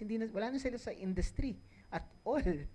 But yet, I'm still here, no? At yung mga mentors ko, pag nakikita ako, ano ba talaga trabaho mo? Sabi ko, yun na yung naging edge ko. Parang di ba, graduate ka ng fine arts, ba't nandito ka? Parang bakit naging UN consultant ka, taga fine arts ka, di ba? Di ba, iba-iba tayo ng pacing. So ako, it took me a while to find mine, di ba? And yun lang, hindi tayo pare-pareho ng interest din. So, kailangan niya mahanap yung sarili niya as an artist para maka-adapt siya dun sa times. So, yeah. Sana all po, hindi takot, Char. more place na kayo. Meron pa po tayo space for one more question. Yes, sir. Hi, sir. Good afternoon. I am Jeffrey Gonzales from Iloilo. My question is, recently a friend told me that you can actually generate a Gcash receipt using ChatGPT, and I tried, and it actually did, and you can actually prompt ChatGPT to come up with a unique reference number. Yeah, and it did. And I know for a fact that some people will take advantage of this feature. And in relation, there are videos that you can create using these video generation tools. How can we not be fooled by these scheming people? Ano yung mga pwede naming pagbatayan para malaman kung peke o nanlilin lang? How do we safeguard ourselves from these schemes? Thank you. Depende yan sa tao, ano. Ito, in fact, very recently, may kikwento ko sa inyo, credit card to. Siyempre, may usaping tungkol kanina sa credit card, no. Ito, credit card to, Pinadalan ako ng link ng official BPI na nagte-text ng OTP sa akin. Na meron daw akong points that I can, At clinic ko siya. Kasi syempre, gusto ko yan, may points. Gusto ko yung points, di ba? Gusto ko yung libreng power bank, di ba? And parang sabi ko, teka, hindi bpi.com.ph tong So, doon, nagtaka na ako kaagad. So, a simple search would tell you na it's a scam. Pero official BPI text siya. I'm not kidding. Official BPI, siya. And nakakagulat yun. Paano nila nagawa yun, di ba? Paano nila na-hijack yung network ng BPI na mapadala sa isang, di ba? Sa isang, ano tawag nito? Patron. So, buti na lang, sabi ko, bakit hindi bpi.com.ph to? So, kailangan, you have to be vigilant. Yun lang yun. Hindi kasi tayo, minsan excited tayo. Ako, excited nga ako. Gusto ko yan, points, di ba? And yun, vigilance lang. Kailangan lang na alamin mo na yung official sources. Nakita ko na, bpi.cj something. Ay, yun na. It's a phishing site. Kasi, pumili ka na ng power bank mo, pero pagbabayarin ka ng 400 para dun sa libreng, mo. Para sabi ko, Teka lang, ang BPI, hindi to magaganito sa akin. Ang BPI, papadalan ka na lang bigla ng price mo, di ba? Hindi ka na pagbabayarin ng 400 pesos para dun sa 4 na items na ano mo. Oh, buti na lang. Parang, bakit? Parang, teka lang, bakit? Siyempre, yung asawa mo yung papag-anuhan mo minsan eh. Parang ba't ganito, papagbayarin ka? Parang nung mag-check namin ng link, hindi siya BPI, hindi siya official. Pero galing siya sa phone ko na may BPI, na yung, kung saan nagpapadala ng OTP. So, be careful. Ako, ito lang, recent weekend lang yun. Ako, di ba? Parang buti na lang. Sabi ko, bakit ka magpapabayad ng 400 galing sa BPI? It's crazy. Tapos nung chinek nga namin yung link, it's scam. Vigilance, sir. Vigilance. Okay po. So, ngayon po ay prepare na tayo for a break. Tapos during our break po magdi-distribute na po si Miss Lexi ng para sa ating ng questions para sa ating roundtable. Pero sa ngayon, I believe si Sir Mai ay mag-brief na din ng mga gagawin natin for our workshop session para pagbalik po natin, diretso na po tayo sa ating breakouts. Yeah. So sige, paano ako ng last slide ko? So, yung mga, natin, yung mga, tawag nito, yan. So, yung mga, natin kanina, tawag ng groupings natin kanina, let's stick with that groupings. Tapos, gagawa tayo ng, mag-execute tayo ng 5-day lesson plan, calendars, with your seatmates. So, 4 na groups kayo. So, ibig sabihin, 4 na presentation. Okay? So, create lang kayo ng sample content of that 5-day lesson plan. Pero para para pare-pareho ng topic lahat, Philippine history na lang tayo. Okay? Para may specific na topic. Baka mamaya magdebate pa kayo sa anong topic ng gusto nyo eh. So, Philippine history na lang tayo. Kasi para ma-check natin yung AI kung paano niya gagawin yung lalong-lalo na yung sa video, di ba? So, dito, kailangan, dun sa 5-day na yon, either mamimili kayo, 3 video, 2 photo, or 3 photo, 2 video. Nagets ba? So, lagay nyo siya sa isang PowerPoint presentation sa Canva, or dito, meron ng siya. Ginawan ko na kayo ng meron kayong objective ng lesson plan nyo. Then, of course, day 1, day 2, day 3, day 4, day 5. Ano yung mga content na ilalagay nyo? Ano yung gusto nyo ituro? Okay? Nagets nyo ba? Meron bang may questions?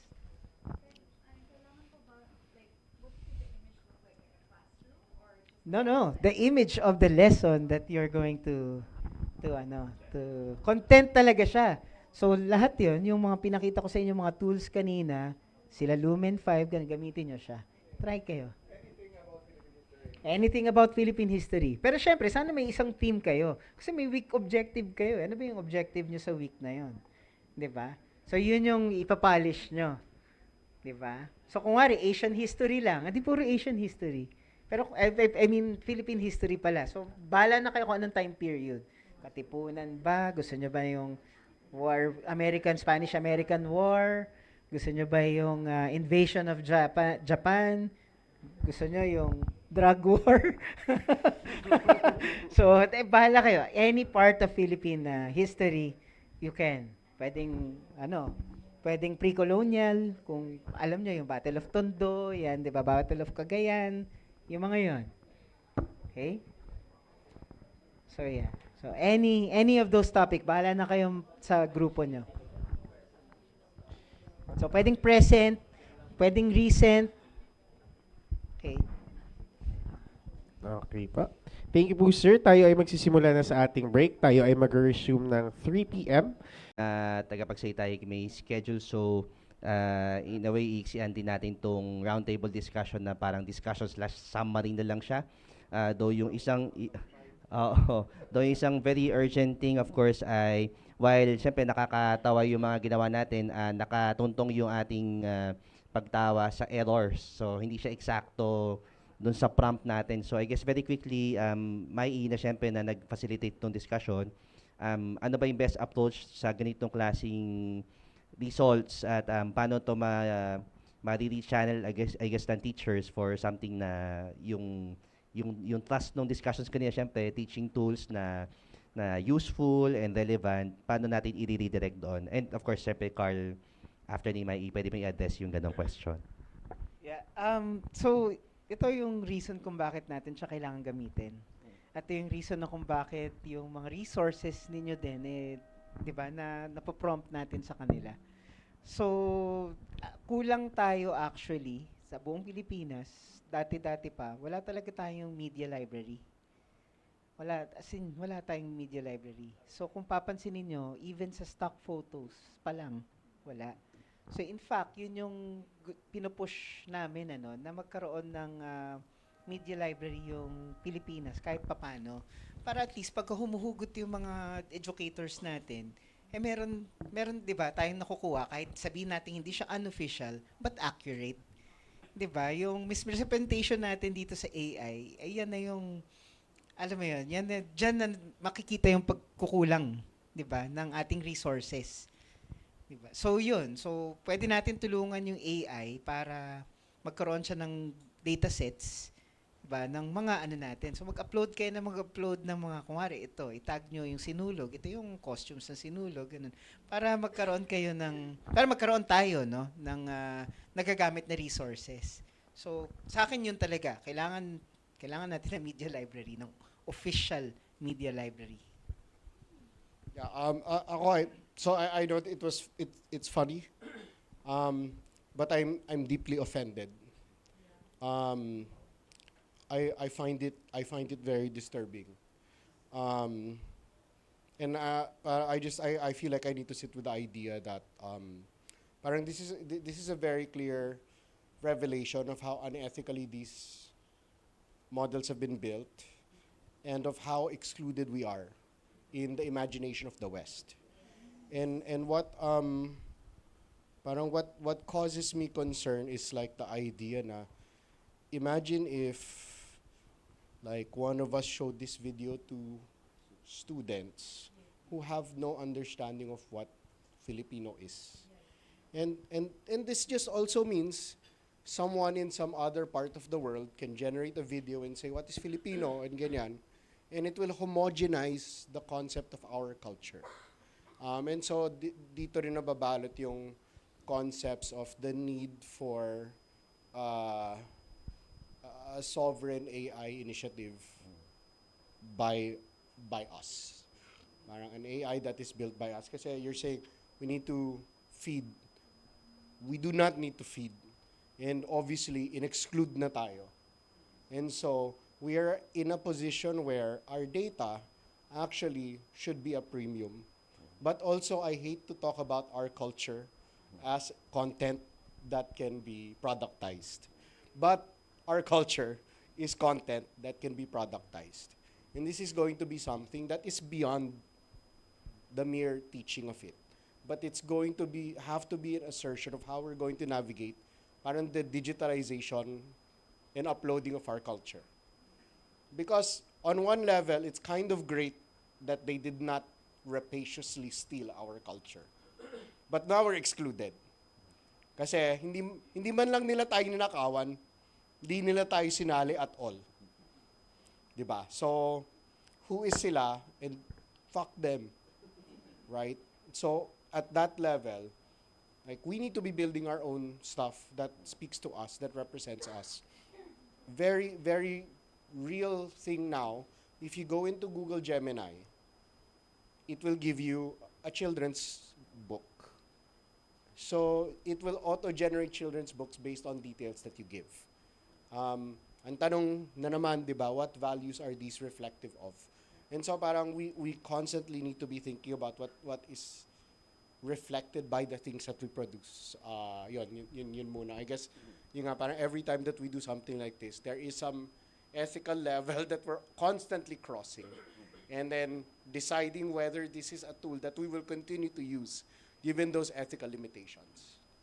Thank you sa initial na mga sagot. Siyempre, I think yung una nating agreement ay ginagawa natin to for the sake of a workshop exercise at hindi to tatawid bilang actual na teaching material for our students. So we are in agreement naman doon ano.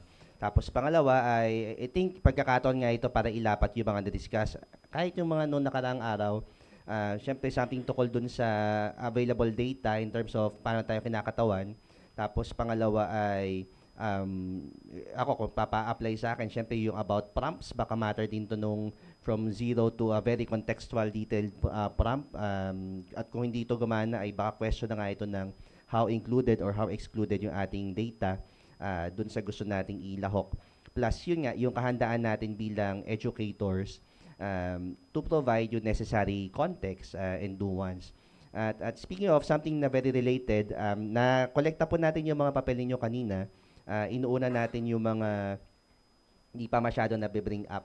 So, yung isang bagay na hindi totally pa nasasabi, so, na-bring up ni Carl ay may possibility na kunwari, pwedeng tutor na hindi trained para maging teacher or someone na gusto lang tutor the racket yung labanan at magpapa-generate siya ng something like this.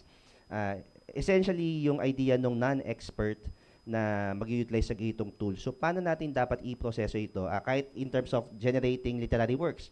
Kunwari, may isang official na gustong gumawa ng children's book na tungkol sa kanyang kaibigan, di ba? Parang ganon. So, na pwede naman siya mag-rent or something or pwedeng baka mag-AI. So, paano magandang approach din in line dun sa mga nabilin natin sa ating teachers? Na talagang, syempre, meron experts at may levels ng training for us to be experts. Pero meron ang parang non-experts in a way. So, from your experience, paano ba hinaharap yung ganong klaseng issue? So, recently, nag-train din ako ng mga coaches naman. So, yung nga, human-centered coaching. And one of the challenges becomes people are offloading their personal issues to the AI. Parang ibang usapan pa yung tao na hindi Gamay yung tao pa na nagpe-presenta na mag-tutor. But also, I don't want to remove the capability of certain people to educate themselves and support. Kasi parang marami namang tutor na mga estudyante din lang na nagtuturo ng kapwa-estudyante. So I think it's a matter of whether they're actually providing anything of value. Baka personal level assessment na yun. Pero yung teacher na pag hindi na niya ginagawa yung trabaho niya, ibang level. May? Again, ako yung babalikan ko yung sinabi ko na stimulant para talaga sa akin yung AI. Parang gamitin ko siya talaga as a tool.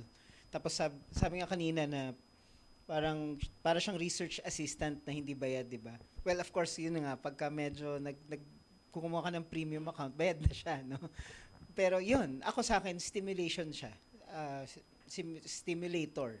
So, doon ko siya, yun talaga ang perspective ko sa tanong ni Sir. Okay, tapos yung ito ay ilan sa summary ng mga I guess na bring up na along the way pero mukhang importante sa ating mga kasama.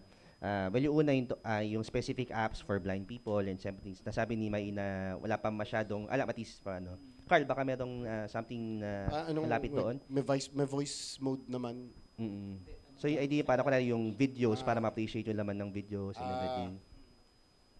Wala pa so well, no, I mean, kasi may mga AI naman na multimodal so you can convert. So, it's a matter of converting.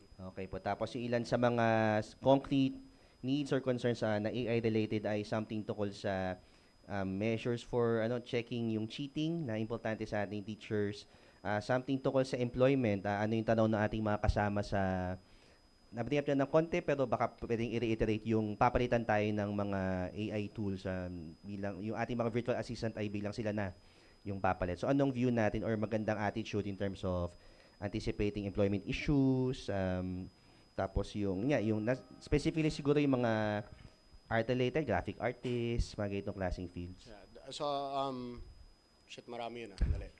Pwede babalikan natin yung parang sinagot ko in my mind, tapos ngayon naligaw na ako. Pinaulit nila yung tanong yung, okay. Lalo pat yun nagagaling daw sila sa context na syempre maraming room for error yung of course hindi less yung human intervention. So I'll go to the employment one because that seems like a concern that was brought up yesterday that I also want to talk about. So one of the So again, di ba, para meron tayong tech narratives. And then meron tayong what's actually happening and what we're doing with the technology. The tech narrative to drive the trillion-dollar valuations is that part of this is going to be unleashing a wave of productivity. One narrative is parang suddenly there will be 1 billion, the equivalent of 1 billion workers that will emerge out of nowhere because of the power of AI. Ganyan. Which is why malaki yung investments in a lot of AI companies. May kakalabas lang na study na 33 months from the release of ChatGPT and all of these promises, there has been no significant shift in the labor market in terms of the overall volume of the labor market. Which is to say, may mga nawalang trabaho, tapos may mga bagong trabaho. Pero yung sudden elimination of jobs, tapos may AGI, tapos may UBI and all of this stuff, those are all narratives that are meant to drive certain things. In reality, parang on one level, gusto nilang magic, bigla ma-replace lahat. But literally, you guys have been using this stuff all day. Can it? Hindi naman di ba? Parang it cannot replace your graphic designers, your videographers, your filmmakers, it cannot. At this point, and we are not sure if at some point in the future, it will fully replace. What you're looking at is parang the terminology centaurs. So it's human plus AI as the operative forward movement of this. But what does this look like really? At what point does that happen? Business integration says it will take decades for the real impacts to move through. So the fears of suddenly wala na tayong trabaho, they may be overblown for the sake of narratives. Or yung mga companies na nagpa-fire ng maraming tao para ganyan. Diba, but like what just happened, Facebook was in the news for hiring people with $100 valuations, and they're laying off 600 of their AI team. Diba, the math is not mathing for a lot of this stuff. So there's a lot of fear, but there's also parang understanding how long it takes for a business integration to work. And so that's why, parang imagine nyo na lang, tayo pa lang sa level natin, at what point do we bring it into our classroom? And then at what point does the policy actually become enacted policy across your school towards replacement and so on and so forth? So I'm not saying it's not going to happen, but we need to have a more realistic timeline. Parang the tech people have a very fast timeline. The economists have a longer timeline. So we have to find what the appropriate gauge is for our fear. Ay, okay naman. Siguro magandang reminder din yung nababanggit ni Carl na sinabi din ni Maina in terms of pwede ang treatment mo dito ay kasangkapan o tool, and yung some of the discourses ay related discourses naman in a way, pero discourses na kumbaga it predates AI. So kung may estudyante tayo walang appreciation ng history or merong gap in terms of relating things sa isang short story or tula sa real world problems, baka matter of curriculum things din ito, yung reduction ng units, mga hindi ni-require na humanities courses, etc. etc. At baka somehow nako-compound lang kasi nga syempre may certain pasabog nga na ginagawa na iba yung intention. So discernment and of course I guess a certain level ng level-headedness ay baka kailangan din for as educators. Yung tipong diskarte lang ba na syempre nakakapanik in a way pag nakita yung iba't ibang makabog na balita tungkol dito sa bagong teknolohiya. Pero baka imbis na mauna tayong mataranta, baka maganda na yung tips para sa approach dito. Syempre kung may panawagan nga na wag mawala yung mga kurso na mahalaga sa atin, masuportahan natin ito. Yes, Yung mga nagsusulong ng less humanities, yun yung mga kailangan natin kontrahin. Maybe the problem isn't AI, maybe the problem is class size or loading, mga ganyan. So. Oo nga, yun, di ba? Yung, kahit yung checking nga lang, di ba? Kung susunod tayo sa usual class size na 15 lang yung undergrad, baka hindi tayo nababaliw lahat. Na alam naman natin na yun yung normal minsan sa ibang school, pero bibigyan ka ng 40, parang ganyan. Gagawin 41 para may overtime pay. Ganyan. 40, diba? 40 to 50. Oh. Diba? Dito sa UP, 26 para may dagdag na bayad. Tapos next na level na ng dagdag, 42, parang ganyan, pang 41. Dapat 41 lang, pero para 42, para kung may mag-cancel, sure ka pa. Diba? Nabaliw ka na konti, nagkasakit ka, pero at least sa end of the sem, may konti kang pera. And anyway, nagreklamo pa sa buhay ng teacher, no? Magandang ipaalala sa atin, kasi 2 days ang pinapaalala na product, usually ang approach or presentation sa AI, something na pwede consume, may samples, may mga iba't ibang quality, usually ang tawag mo dyan, mode, kung ano yung design, para ng operation. Pero laging didiin yung AI as process or a series of processes. At siguro yung magandang i-reiterate, kasi bukas may ganito ulit tayong sample, pag discussion tungkol sa proseso, may tendency yan na to move the discussions related to imbalances. Parang ganon. So, pag may process, hinahanap mo, sino yung dehado, sino yung parang may ganansya. So far, doon sa ating speakers, pwede sila mag-comment later at kayo rin pwede mag-comment about it. Ang imbalances ay pwedeng i-trace to, syempre, yung idea ng humanity, humanness. Discourse, I guess yung ano yung nag-emerge, ano yung dominant, ano yung mga parang na-outdate na discourse. Agency or control, sino ba ang nakokontrol, sino ba yung pwedeng mag-control.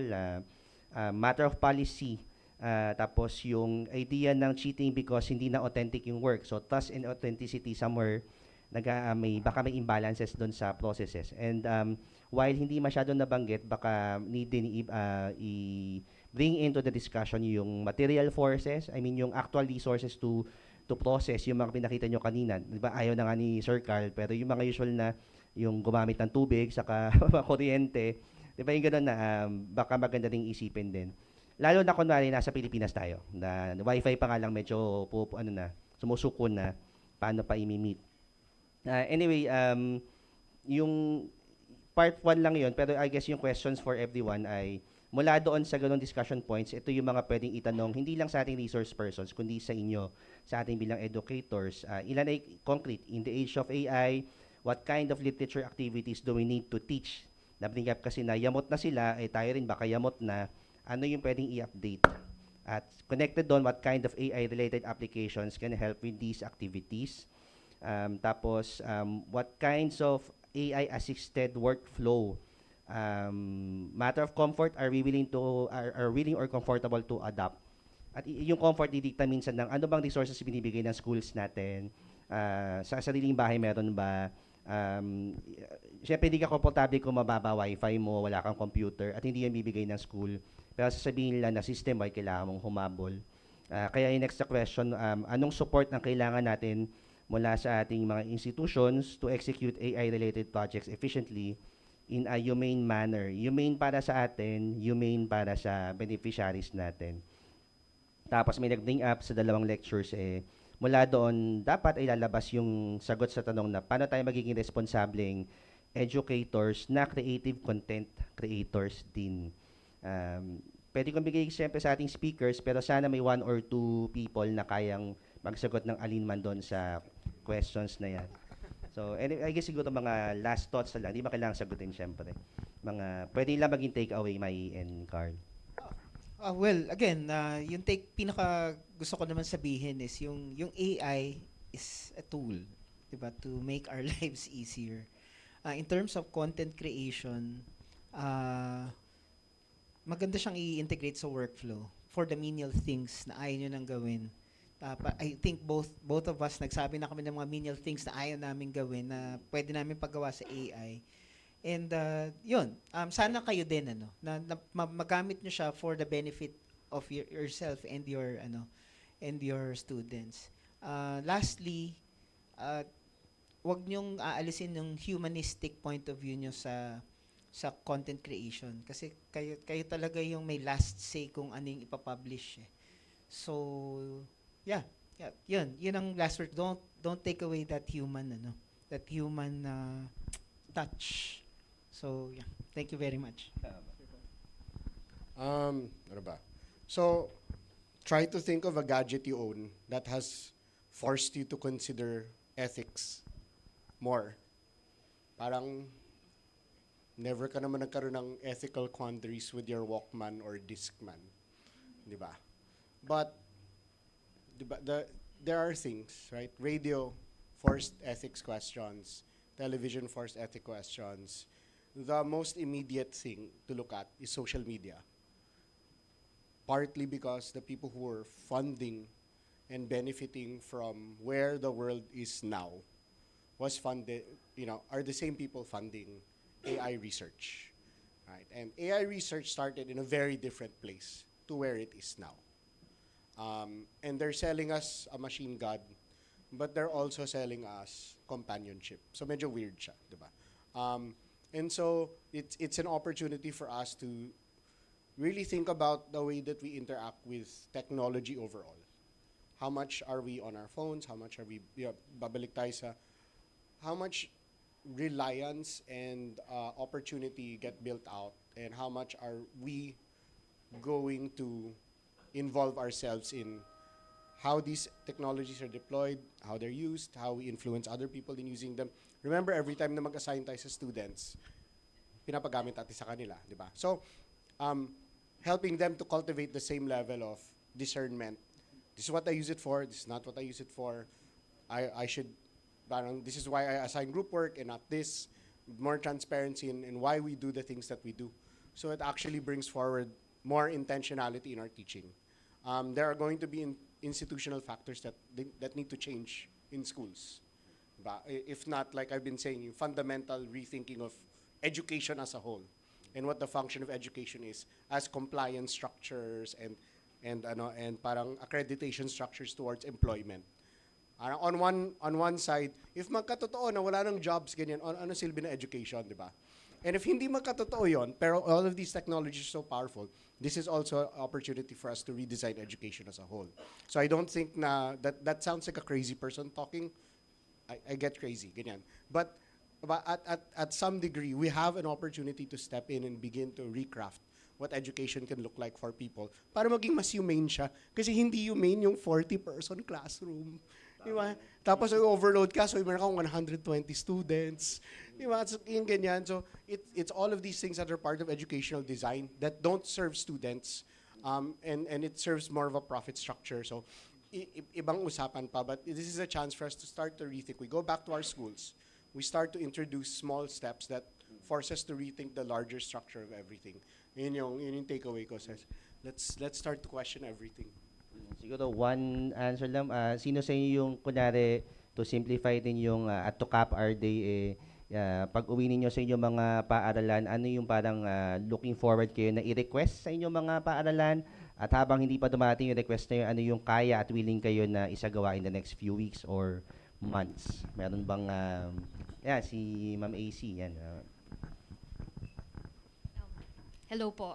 Good afternoon again. So, again, many thoughts.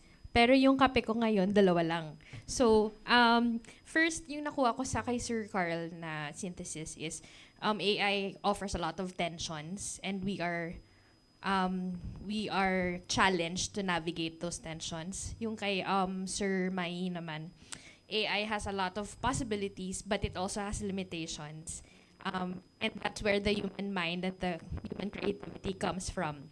So now, to answer the question of Sir Vlad, naisip ko, pagbalik sa division namin is, well, people hate meetings, but I think I'd like to offer a conversation among us teachers in the department as to what we can agree on the use of AI, because magkaiba talaga ng konteksto. I mean, I don't think it's possible to enjoin the whole of our university. So at least we can start with our department. And then for me naman, at least one concrete thing that I can think of that can be done in the classroom, kasi doon may agency talaga yung teacher, is that looking at the outputs that we've rendered with AI, we've seen its limits and its power as well. Pero for me, what's striking is, pag ginawa yung activity na to with the students, and the students themselves see the limit of AI, then doesn't that encourage them more to produce their own, from their own imagination?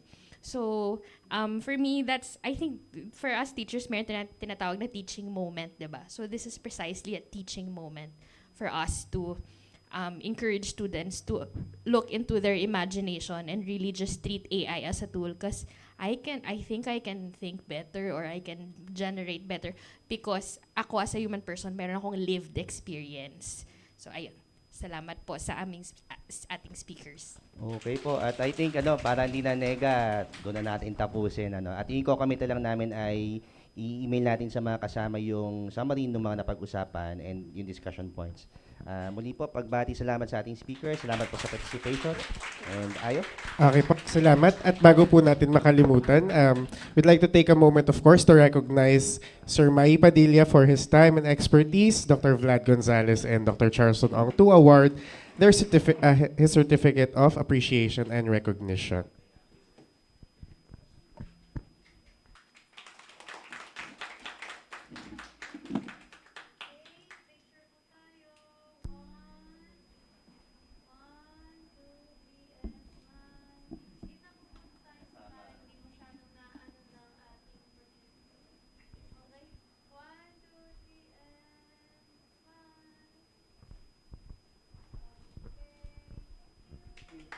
Thank you po. So doon po nagtatapos ang ating Day 2 para sa Gemino Abad Seminar Workshop. Salamat po sa lahat para sa pakiging active natin sa pag-explore ng bagay na ito at ng mga discussions natin today. So bago tayo umabot sa inyong favorite part ng ating workshop, ilang reminders lamang po, no, napadala na po sa inyo ni Ms. Rona ang handouts po ni Ma'am Christine. So make sure lang po na na-absorb na natin siya para po mas game on po tayo na harapin ang mga hamon na idadala niya sa atin.